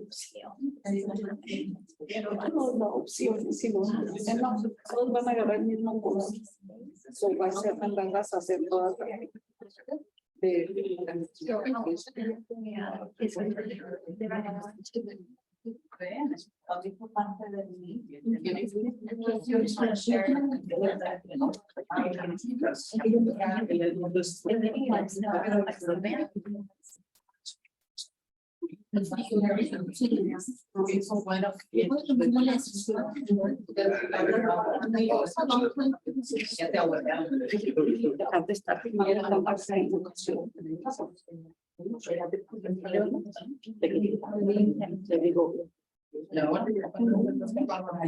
Ahí da. Mandaron a hacer camisetas para Misael. yo le mandé a hacer una. ¿Oh, sí? Aceptar mi perrito. Que mire que agarraste su perrito. Sí. ¿Te gusta? ¿Me gusta tu perrito? Le digo que me senté y lo hice con la Ya ves que no. Y el Dani está el Dani lo puede confirmar. ¿Verdad? Tú dile que tú lo confirmas que no fue.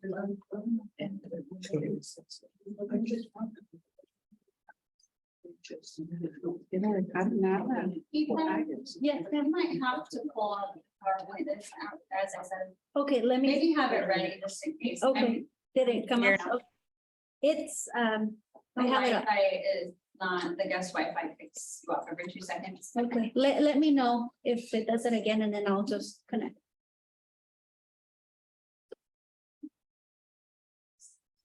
Ita, anything else you want me to know before I leave? You can watch, really, there's only like 2 more things before we do an activity, and then maybe I'll invite you. For the online people, I think it's too long for them to be like there till 5. So we are going to be doing an activity. And then maybe I can invite you to do that activity later with the people that were online. So. Oh, okay, that sounds good. Okay. Okay, so why do move notices and data requests exist? So we're gonna focus more on move notices because data requests aren't really something careers usually need, it's not never, but move notices are a big part of having access to M6. So when a child moves from state to state, or even just from project to project, the person or connection is unstable, it says.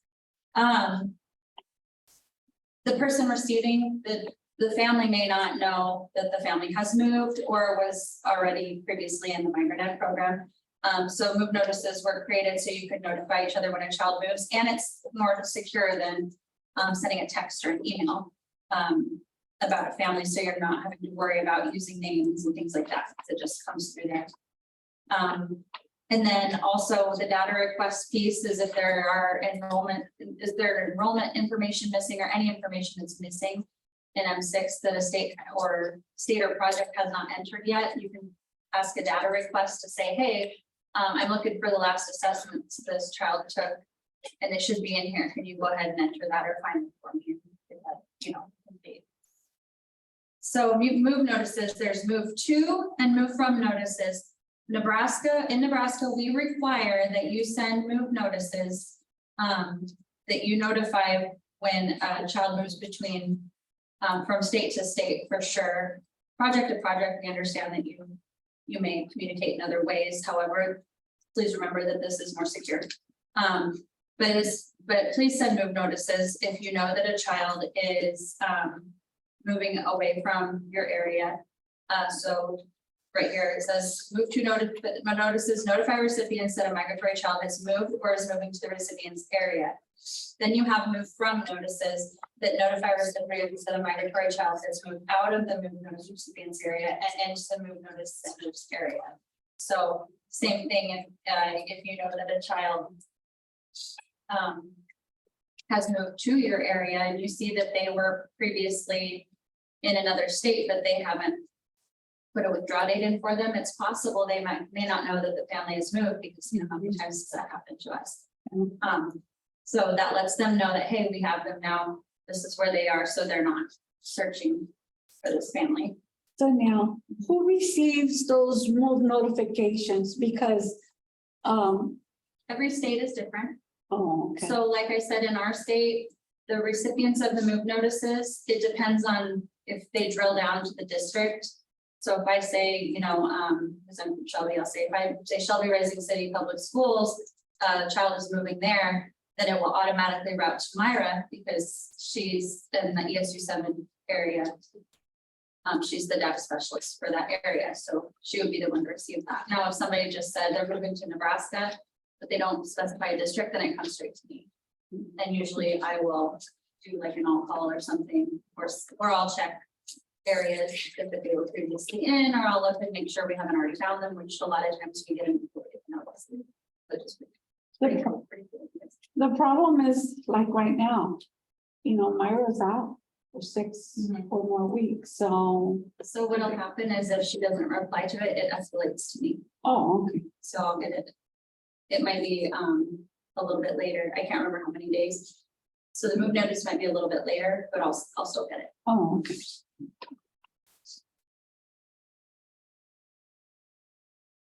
Okay,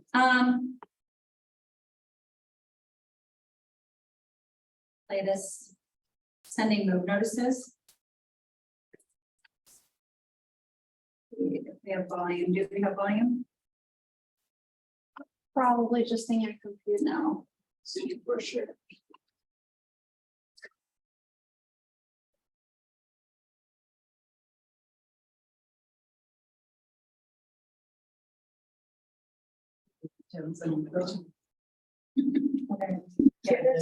Yo tomo tanta cafeína que. Good. Me das azul en la comida. Necesitas un cafecito.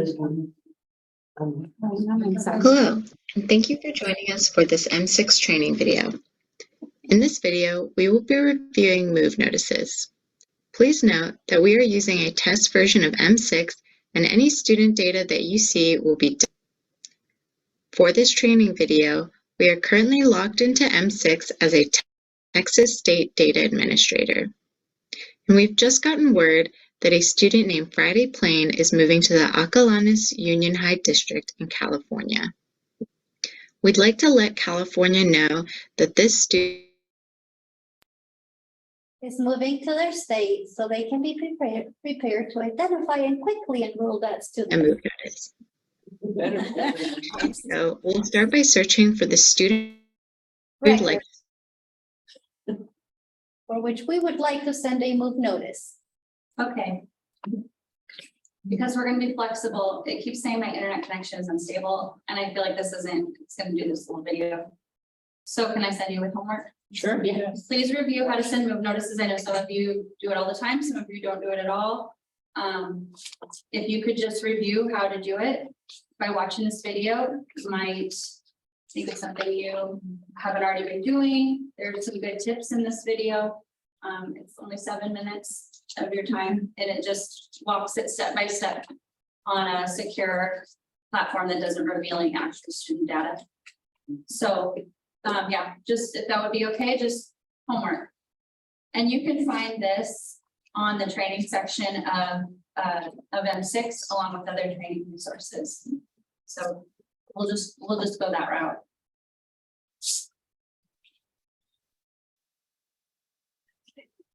So I wanted to share, there's data that's available on some dashboards on M6. So I wanted to share that with you. So based on QAD data from M6, they were able to put a dashboard together that shows us our top 10 records exchange states. Children moving to or from Nebraska is the first bar in blue. Student records that have been viewed by Nebraska. In the second bar, move notices sent and received by Nebraska is the third bar. And data requests, there are none that I'm showing here. So you can see that our records exchange. These are the top 10. Texas, Nebraska, that means just within Nebraska. Then there's Texas, Florida, California, Kansas, Iowa, Colorado, Washington, South Dakota, and Arkansas. So we're good. So we're one of the. We're the only ones that- This means we're viewing more Nebraska records than, so Nebraska is our top one because we're in Nebraska. So we have more inter and interstate moves. And then we're also viewing more Nebraska records. But are we? What about the blue? I think you're asking for the blue, right? Well, no, I'm asking for the send received by Nebraska, or the send received by Nebraska. Not So we're sending sending. move notices within our state. And then we are sending them to other states. So these are who we're exchanging records with most. Oh. So this is just a dash, and this is the current performance period. So this 22, 23 here. So that means we're not even reporting 150 students that they move out of Nebraska? If we look at board, That's what we and reported the this third year. board, The rest have not moved. huh? The rest have not moved. That's all that has moved. Or no, That's what we. But Report. yeah, the bar Reported. one says the children moving to or from Nebraska. And then when we look at the third board, it says move notices sent or received by Nebraska. So that means that around 200 students move out. But we only send about 50. So what about the other 150? We're not, we're sitting on it. So we're working on it, and that's why we're talking. Yeah. Yeah, so, well, let's, we're keeping in consideration that, I mean, while, you know, within Nebraska, I know there are phone calls changed and just word of mouth versus M6, that's okay. But we're still using it within Nebraska a lot, and a lot of the move notices I see escalate if they don't get to the next person for whatever reason, or if it's not taken care of. I see a lot within Nebraska, so you guys are using M6 to communicate, whether it's you're doing it yourself or you're asking your data person to do it. I know projects do it different ways, but it's getting done. And then, yeah, move notices sent to other states that I think it could be higher. I'd be interested to see other states and where Nebraska is in comparison, but I don't have access to that. They only give me access to see our records. So I don't know where we are on the scale. We could always do better, I think, with move notices and, you know, student record viewing is just clicking on that student record. So yeah, I think we could do better. However, I know all states are working on the same thing we are, working on improving, and OME checks these types of things, and they like to see states that are using M6 more often. It gives us ground even. Yeah. Plus, if a student moves out of the country. Yeah. Like moves back to Mexico, we're not. No. Yeah. There's nothing, yeah, if a student moves out of the country, there's no one to send it to, because this is just within other migrant programs. State. So yeah, there's a lot to be taken into consideration, but this is information that I can populate on it. I never stand on M6, I never stand within our state. If somebody moves out of state, I do that, but I can start doing in state. So one of the reasons is that somebody else would have access to those records, right? Maybe not even within the state. We may know like, oh, they've moved back and forth, but how is somebody else going to know that there's movement? I usually call the recruiter in the state. Yeah. Okay, so this is another one to show child mobility. Now, this is interactive when you go on M6 and take a look at it. It's interactive, but I just took a screenshot of this. So it shows where most of this is based on QAD, not move notices. But it shows where most of the moves are happening in Nebraska, where they're moving to. This was the last performance period in blue, and in green, it's the current performance period. So you can see that Nebraska is the darkest one of all the states. It's called a heat index. So the darker it is, it means the more moves that are happening between those. So when you're on the actual dashboard, you can hover over the state and it'll tell you how many. So even some of these that look like they're just white, they still have some. It's just based on you know, the more you have, the darker it is. So most of our moves happen within Nebraska, moving from city to city in Nebraska. However, you can see that some of the other darker states, we're getting kids moving to Nebraska from Texas, Florida, California, Colorado, if you live real close, Iowa, Arkansas, Kansas, those are a little bit darker there. And then obviously we're getting kids from other states as well, but those show the more, most of the kids that we're receiving, where they're coming from. So that's just really interesting, I thought. So just to clarify, those moves say the student is moving from Texas to Nebraska. That means that in Texas, that student had a COE. Not necessarily. Not necessarily, Not it's necessarily. taken from the COE. the eligibility information. So when you put in that the child moved from Dallas, Texas to Columbus, Nebraska, then this data pulls that Dallas, Texas piece and says, okay, that's another child from Texas. Daniel, I know that is not an M6, but I was just curious about the number of students that we have that they're binational. The number of binational students. And I don't believe that's an MGE for M6. But yeah, no, it's not. Oh, an okay, M6, okay, I'm but sorry. Since you're the data person. I Yeah, was just- yeah. And one of the things that a question, because I know that in some of my COEs, some of the families that they have, that they were that, within the last 36 months. And Mexico. They might be from Guatemala or Honduras or whatever.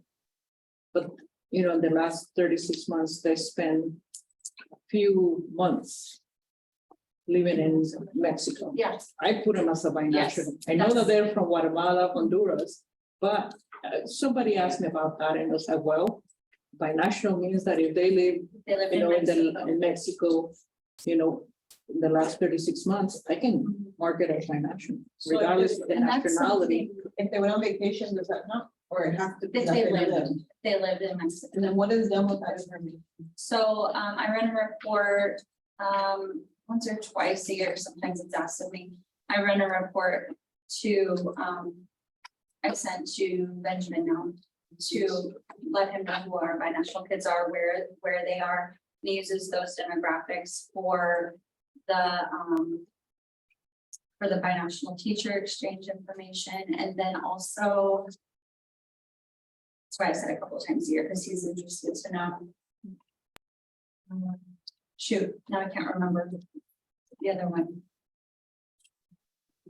But it's used to track the students that are coming from Mexico. And I'm sure it'll come to me at a weird time today, which I'll just yell it out. I think it's important to know that definition of binational, because at one Yes. time, it was just like, if they have been like in If Mexico. it says if they If they reside, visited no, Mexico. it says that if they reside in Mexico, that's how it's worded. And I believe it's in your Everything. IDNR manual under those COE instructions. I believe it has that. But that has always been the definition, but in meetings that we've had in the past, it was like, no, if they visited or if they came through, then we can put them as binational. So I think it's important that we kind of always go through that question so that we make sure that we really know what the definition of it is. Sure. But if it is a visit, wanna we put that on cannot your- qualify Yeah, it by no, a visit. No, I said, I think I said the definition not too long ago. I will look for it and forward it again. Yeah, we were. Yeah, maybe that's just something that needs to be a constant reminder, because that has, I think that's been a confusion since long ago. I will Yeah. resend it. I just Yeah. found it. I sent it on November first, so, but I'll resend it again. You're getting a lot of people from Mexico because there's a lot of people crossing the border and they have some cross within a day or two and others have to spend weeks there or a month or. So Yeah. here's the definition. Let's just go over it since we're here. A binational student is an eligible migratory student who moves between Mexico and the United States with his or her parents or as an emancipated youth at least once in the last 36 months. So there must have been a move. There you go. I qualify. I'm making my Guatemalans Mexicans. Right. Yeah. And my Honduras Mexicans. And remember, they must believe that they have moved. Yeah. That was the move. Yeah. Yeah, but they live there. And They- then sometimes they stay in shelters. Yeah, I have shelters for them. Yeah, I have a set of girls from Guatemala that one of them, she spent there like 3 or 4 months. And the other one same, it was a matter of months, so much that the sister that, that brought him here, or they, they joined, with the. Anyway, she was already thinking and leaving her over there, and I said, do not. I mean, especially when I found out that it was either a 14 or whatever year old, I'm like, no, I'm like, have you heard about sex trafficking thing, they're like, don't leave her. But yeah, Okay, she lived so- there for months. These are just benefits of using M6 as the recruiter, sending and receiving move notifications. Reviewing past move notification to assist in verification. Previous qualifying and non-qualifying moves when interviewing families. If a family can't remember a date, but they've been picked up by someone else, you can look on M6 and see all of that information as far as QAD and enrollments and where they were. So you can be more accurate on your COEs. Review a student's migrant history to assist in the needs assessment process. You can search for immunization flags to determine where the immunization records are. There are reports available, maybe not through you specifically running them, but they're there. They can help determine mobility patterns and plan recruitment efforts. That's done, can be done on a state level too, if there's something ETA's interested in knowing, to do recruitment planning. That's on M6. You can view a student's consolidated record or review data that may clarify or explain any unclear information obtained during an interview. So here's a scenario, and this is, I know this is slow moving, sorry, people on. Well, I guess everybody who's looking at the screen, it's taking a long time. So it'll come up here quick, but I'll read through the scenario. So.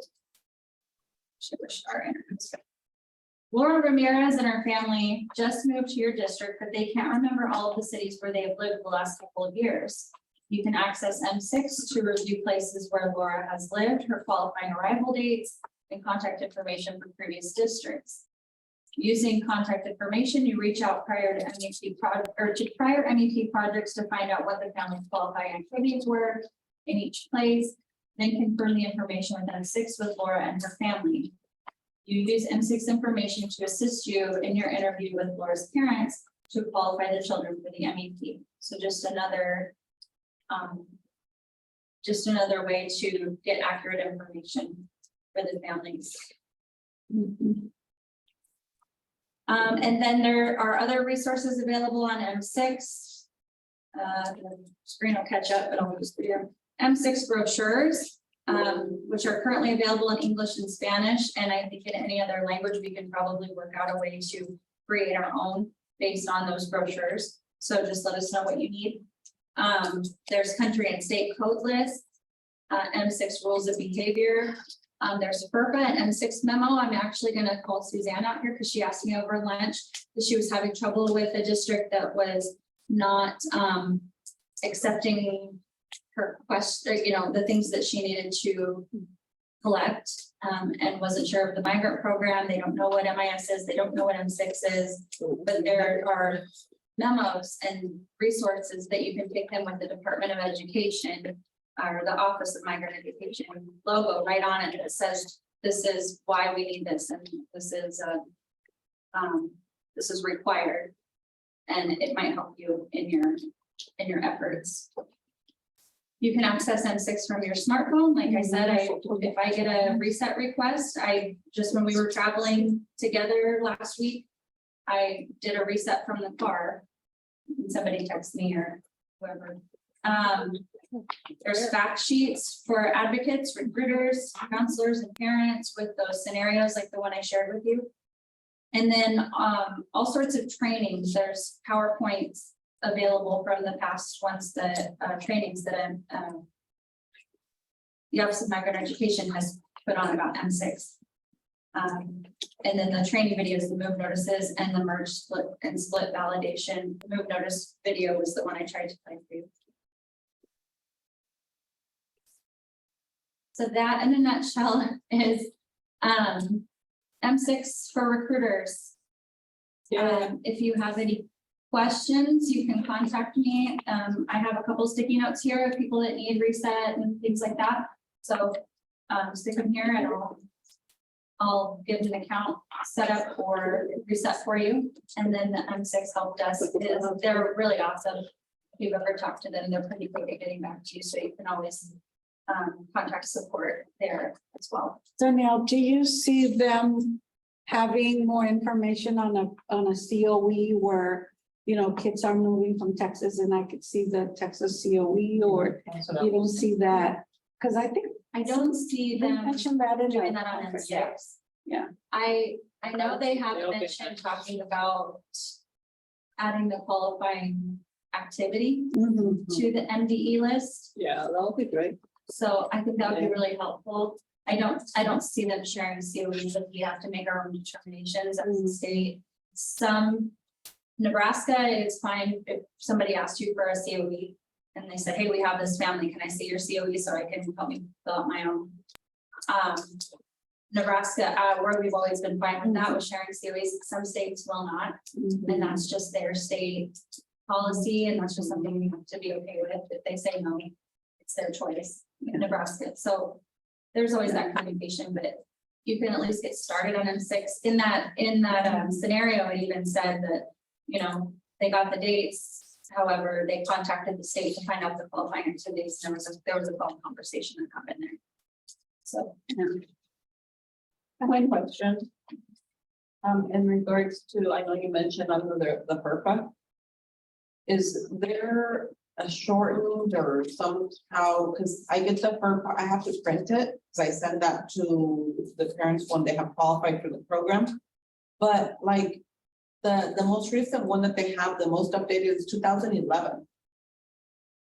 That's super old, but I noticed the English one has been updated, like 2021. So do we have anything that we can give them, or even in a shortened, I don't know. This is what I sent to Suzanne, because we just had the conversation, so that was helpful to transition. Okay. Hopefully, yeah. Screen will catch up there. This is like a 4-page memorandum. And this is 2008, so even older. Yeah. But this is.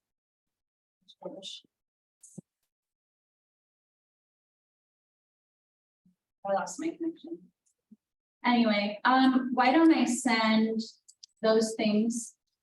I'll send those to Ita, and if any of that is helpful to everybody, then go ahead and use them. There's the FERPA, the 4-page FERPA memo.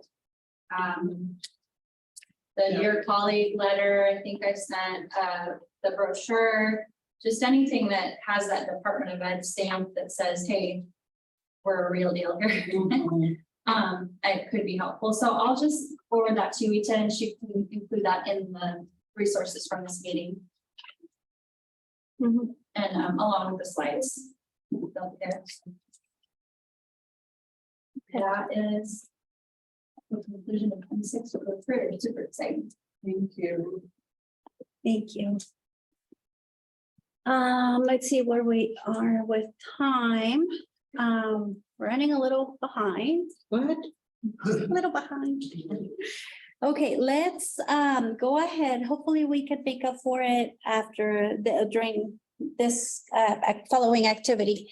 I'm gonna do just a couple more of these. Okay, it's 10-15-97, mass recruitment and getting to know other recruiters. They started on 10-15-1997. It was you. Yeah, it's the same year as Marisela. She started like in April, I think, and then I started I after. thought February. Or something, yes. He was here before. Oh, April. You were right. You were right. Where I was, so. So Capole started in February. Yeah. Okay, cool. One more. Okay, the day I got hired, my job interview with the HR and the hiring team during the pandemic. June 1st, 2020. No, Lena. June 1st, 2020. You're looking at her. Yeah, sorry. Was the lucky one. So I'm gonna put all of these on a PDF, and I will also include it. I think they're kind of nice to read too. Marisela, are you there? Are you online? Yeah, I'm here. Yeah, so I shared yours, and I didn't realize you weren't back yet, but we wanted to wish you a happy retirement. I kind of gave the news without you, I'm so sorry. No se mira su cuadro. Anything, I know. But, Es que está. can you put the cuadrito so we can see Marisela? Was it 2010? Any words of wisdom you want to give? You want me to tell you then? Oh. Marisela. Hello. Any- I'm here. Any words of wisdom you want to share with the team? There's always the continuing learning with this program. Sometimes things change, so we have to learn new things again. So, but yeah, it has been great to work with the migrant team through all this 26 years, and I wish you all luck as you all continue working with the families and the children. It's really rewarding. Yeah, get to know a lot of people and get to see a lot of different places too along the way. And so wish you all luck as you continue with the program. Thank you. Thank you. Can I say something about Marisela? You see how quiet she is? But she has, I don't know how to say it in English, tiene un alma aventurera. If you invite her anywhere, or if you, the first years when I started working with the program, I would always say, where's Marisela? Like in the evenings and stuff like that. She took a bus and she went to the zoo, or she did this, and she would just go. She was not scared to go by herself. She wasn't scared to go anywhere by herself. So one year, one conference, we went to Phoenix to a conference. And so we were in a meeting and I said, I'm gonna go a few days before because I want to go see my mom. She's only 3 hours away. So she's like, I want to go with you. And so we planned to go a few days before. We rented a car. We drove from Phoenix all the way to the Imperial Valley in California. Then we crossed the border to Mexico. And then my 75-year-old great aunt picked us up and we're driving in this old car all over Mexicali. We went and had Chinese food. She's a baker, she makes cakes, and so is my great aunt. And so she got the recipe on how to make a 3 leches cake. And we spent a couple of days, and then we drove back to Phoenix to start the conference. Remember, Marisela? Oh, and I took her to San Diego, and she's taking pictures of every rock as you go up the mountain. Oh my God. We had a great time, huh? She got to meet my family.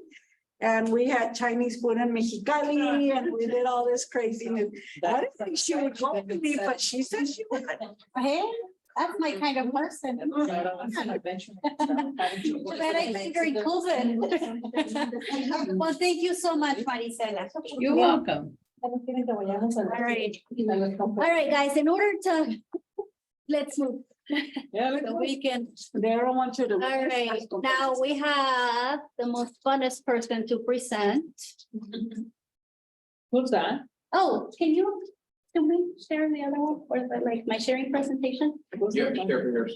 Oh, I haven't. Thank you. Ay, ay, ay. Todo me duele. Mi alma. All right, there it is. Sorry, thank you, Cesar. All right, ready? No. Okay. Hey. ¿No te dijeron que la más funny? Yeah, she's the most funnest. The most funnest. Come on, Veronica. To the next one. This is gonna be short and sweet. I haven't been able to change the data because in my backpack, I have 3 envelopes with new information and I still have to pick up more COEs. But this is what I have as 2 weeks ago. So I haven't been able to put all the new ones. So we have 45 children that were found eligible. 2 children that are found non-eligible, and 12 that have moved, 13 that we haven't been able to contact it, but that number is gonna change. I'm pretty sure it's gonna be a little bit higher because from the ones what I've seen is we're having a little bit of a hard time finding some of the families. Right now, there are 7 recruiters doing the re-interviews. If you want to know about the process for the re-interviews, you can go to the A2C listing and then you can just follow from there. What is the process? How do we select the families? What is the selection? If we don't pick like, oh, today I feel like calling families from Suyapa. We don't do that. We have a random sample, and that's how the students are selected for re-interviews. And re-interviews is, we do the re-interviews to verify that the information in the COE is eligible. So please make sure before you have the family sign, double check. You're telling me this information because someone could call you to verify this information. Make sure you are telling your families about re-interviews. They're gonna be done by phone call. Someone could call to verify the information. Families, they need to know that someone will be calling to verify the information. So right now I'm waiting in 50 COEs that are in the field. And I have quite a bit now in my backpack. And I have one package in my home that arrived yesterday. I had to pick up some more. I just want to ask if you guys remember, because of our error rate last year, what was our error rate last year? It was high. 8 point something. Higher. Well, 12, wasn't it? Higher. 14. Higher. 16? Oh, 23. For each 100. For the whole year. What was our error rate for the whole year? 84 something. At the percentage, yeah, percentage. No, that's too high. That's too high. 19%. Oh, Our error rate is 19%. And I need to remember all of you, what is the requirement of OME? Bien bajito. Yes. You gotta be 0. 5%. We can only have 5% of error rate for the whole state throughout the year. And because our error rate last year was pretty high, this year we have to do, how many COEs, how many students, if you remember? 245 COEs a year. It's too high. 200. It's 200, but 240 is high. 205, 20.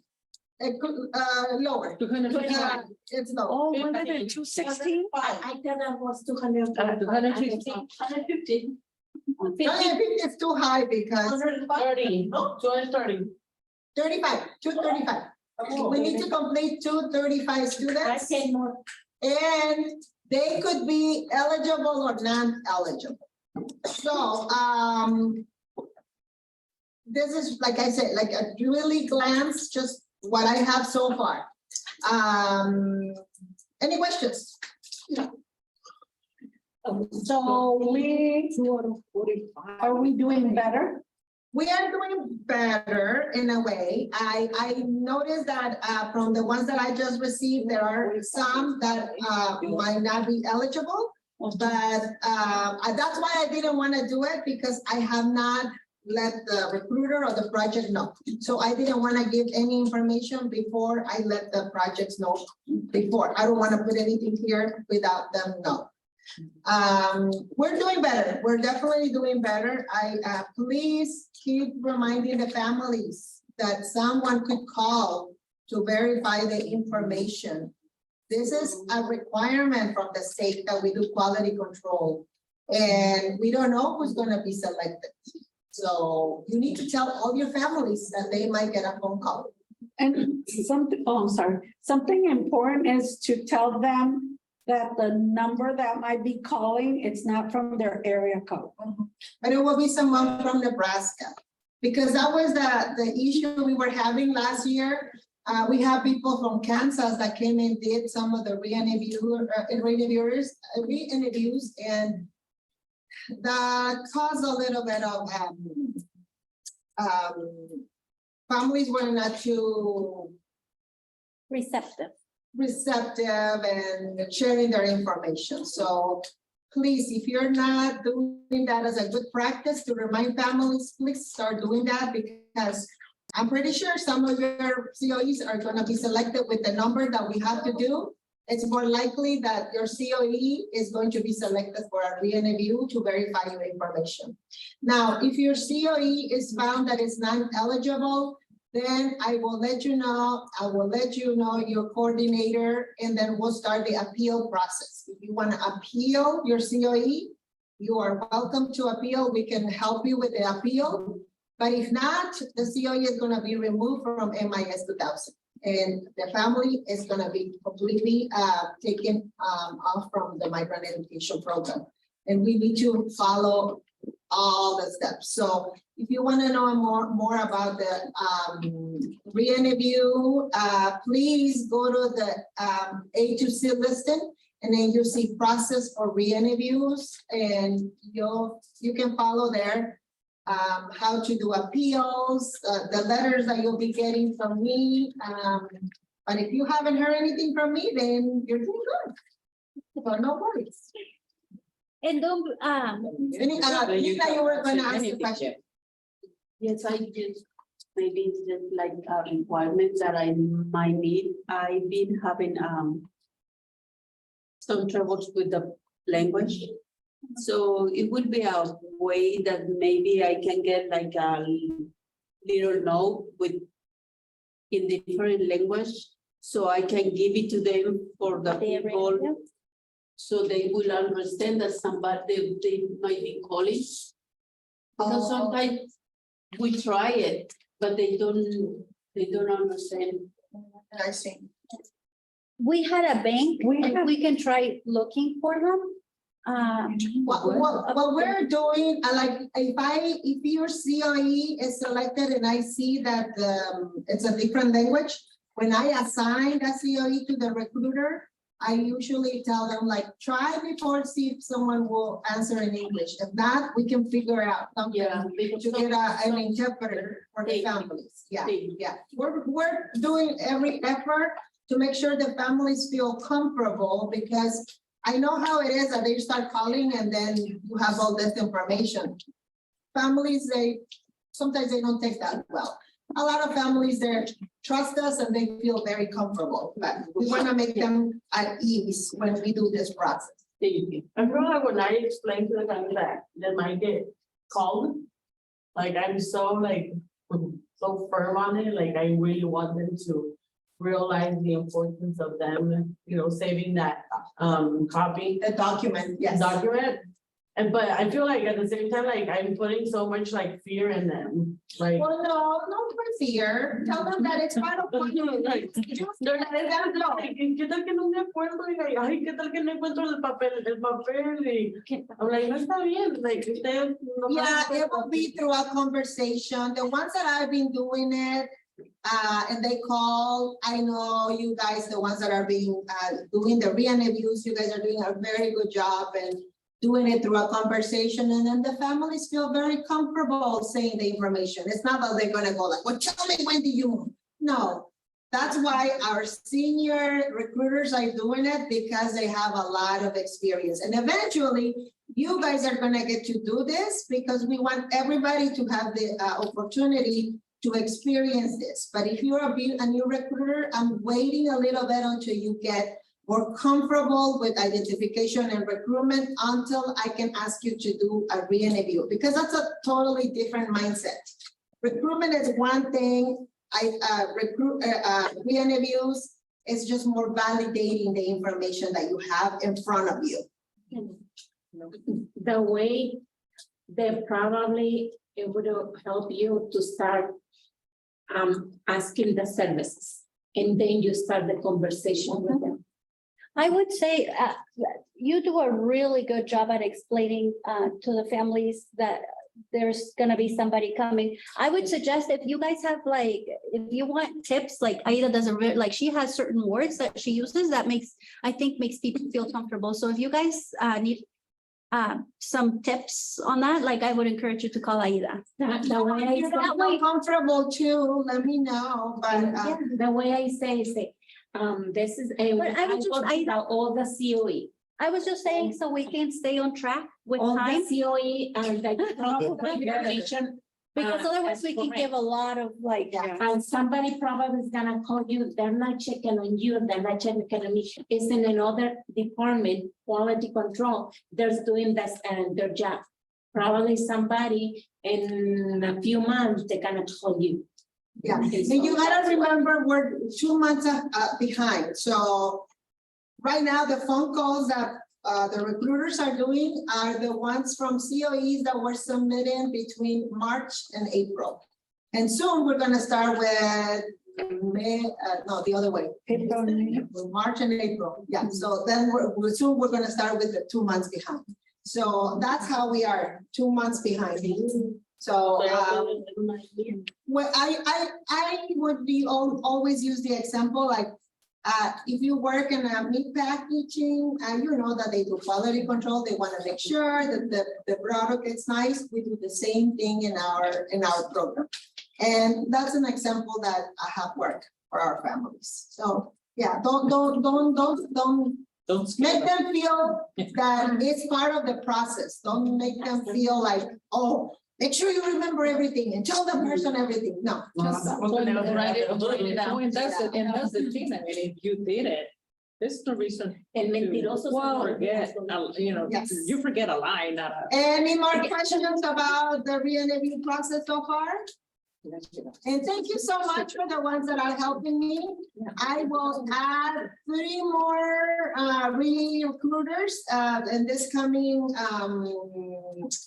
cycle. So I'll have 10 recruiters doing re-interviews. So I'll keep adding, and eventually, like I said, you'll get a turn, but by the meantime, just enjoy it. And eventually someone's gonna get the job. That's right. Right. Alejandra, bye. Alejandra ya no la hace. Ya no hace. Okay, Perfect. That's right, we wanna leave her. I mean. IRC needs assessment results. So I want to give you the results of the assessment that when Jessica called, I think she talked to most of you. So I just put like the recommendations and like the highlights. You remember she called sometime between March and May during the interviews. IDNR information was gathered. There was a draft report that was sent to me a few weeks ago. But once I get a copy of the final report, I'll put it in the bulletin for all of you. And she gave recommendations that I will use and share it, and we'll come up with next year's plan for IDNR. So needs assessment, working with schools. She said that Nebraska recruiters were very comfortable working with schools. This is an area of strength. Working in the community, most recruiters mentioned 1 or 2 partners they work with, but the list is not extensive. Many recruiters mentioned that they do not canvass the whole community due to time constraints or lack of knowledge of what exactly would be best to do in a community canvassing. There are a few recruiters that mentioned this is an area of strength. Working with farms and agribusinesses, most recruiters and agribusinesses in their area didn't finish, did not feel comfortable going to agribusinesses and farms. Canvassing housing locations, most recruiters are not canvassing houses or housing, and instead go to the housing when they have a specific lead or referral, or if they're looking for license plates that are new in the community. So balanced recruitment, currently balanced recruitment, which is canvassing in all areas, school, community, locations, and programs, and farms and agribusinesses is not happening in all areas of the state due to various reasons. So, so that's one area of her assessment that she gave me. And then the other area, she also, one of the questions was regarding training. So I divided all of her training, all of the trainings that she listed. And I will tell you what's in the works. Different types of qualifying agricultural work and specific state crops and seasons and activities. Danielle already created a report for that, so you should be getting something from me soon about that. Connect Team reports and resources. I thought I would update you that Connect Team is going to be a state resource. I know it has been a state resource, but we are going to be getting our own account. And so I think like it would be best to kind of, if anybody's moving, and this is up to the coordinators too, forward with it, we would just wait till we get Connect Team under our license under us. Omaha did a lot of the legwork for us in security, and so thank you so much. I'm sure IDRC really appreciates it too. And 6 reports and usage with recruitment. So that's what you got today. You got some resources. Also, Danielle mentioned like the trainings within M6 that are available. You're more than welcome to watch those at any time as well. Different types of visas. Oh, and with that, with M6 too, I think it would be helpful, like somebody going over how M6 is literally used. Like, oh, I look at the date and then I do this. And so eventually I think that using some of your guys' strengths would be helpful. Different types of visas. Danny Reigara has been called, and he said that anytime after June, he will be available. So I know in conversation with a couple of you, you said, this is our busy time. Why don't we just wait till next year? So I think this would be good programming for training for the next year. And then eligibility. Here are some of the trainings that you guys requested.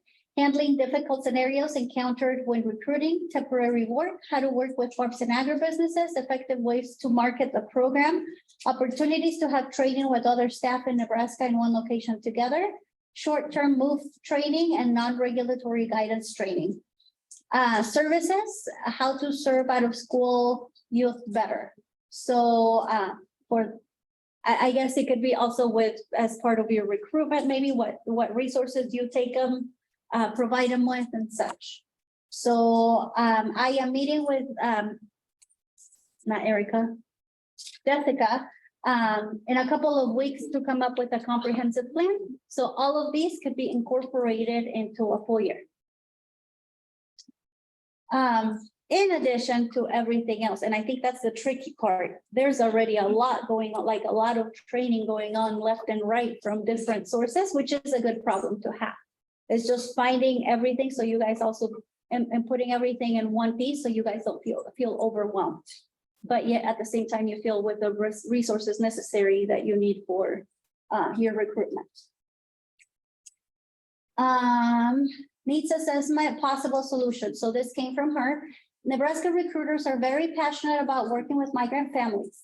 Feeling this way will make expansion of recruitment efforts easier, as Nebraska covers most areas of balanced recruitment. In field training on how to work with the community as well as with farmers and agribusiness companies would be helpful. There are some recruiters that this is their area of strength. A possible solution is to use them as trainers in other areas where recruiters are not as comfortable or have more IDNR efforts, where multiple recruiters canvass all farms and agribusinesses in a specific area to help other recruiters become more comfortable with working with farms. Canvassing housing efforts should be made. Finding out school mobility rates can help you identify areas where more students are coming and going to see if any of the movement is due to work in agriculture. Develop a list of those areas to talk with property owners, landlords, etc., to determine additional locations where family and youth reside. Strategic efforts should be made to identify community partners that can provide resources or referrals. And there is actually a balanced recruitment training series on IDRC. And so I linked it here. So you guys can look at it when you guys get the presentation.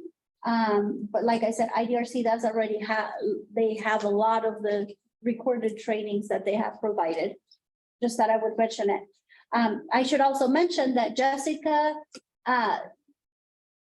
talked very highly of you. And even though like she obviously made recommendations, she said that you guys were one of like top recruiters that she was very impressed with all the things that she heard from you. So that I would pass that along as well. All right, with that being said, we will do that. Okay, so I have built some time for focused collaboration if you guys wanted to collaborate. So I'm gonna leave that up to you. So I'm gonna look at the time. That's not what I wanted to do. Share screen. I'm gonna look at the time that we have allotted. 3:10 to 3:30. That doesn't sound right. How can I don't know, it's 1:47, so we're ahead of time. I? Jeez, 2 hours ahead. Maybe you guys will want.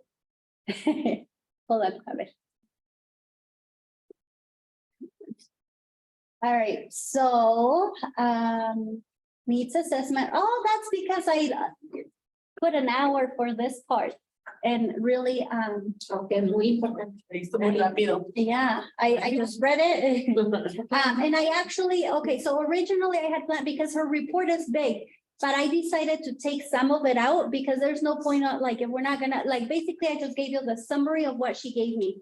She gave me like specific details in each area, but I just gave you the overall of what she was talking about. Since we're not gonna be doing much with that today, I figured that there wasn't any point in going through all of it.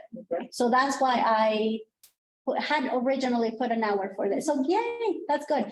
Okay, so we do have time to do, I had put 20 minutes for collaboration between you guys. I know that you guys like talking to each other.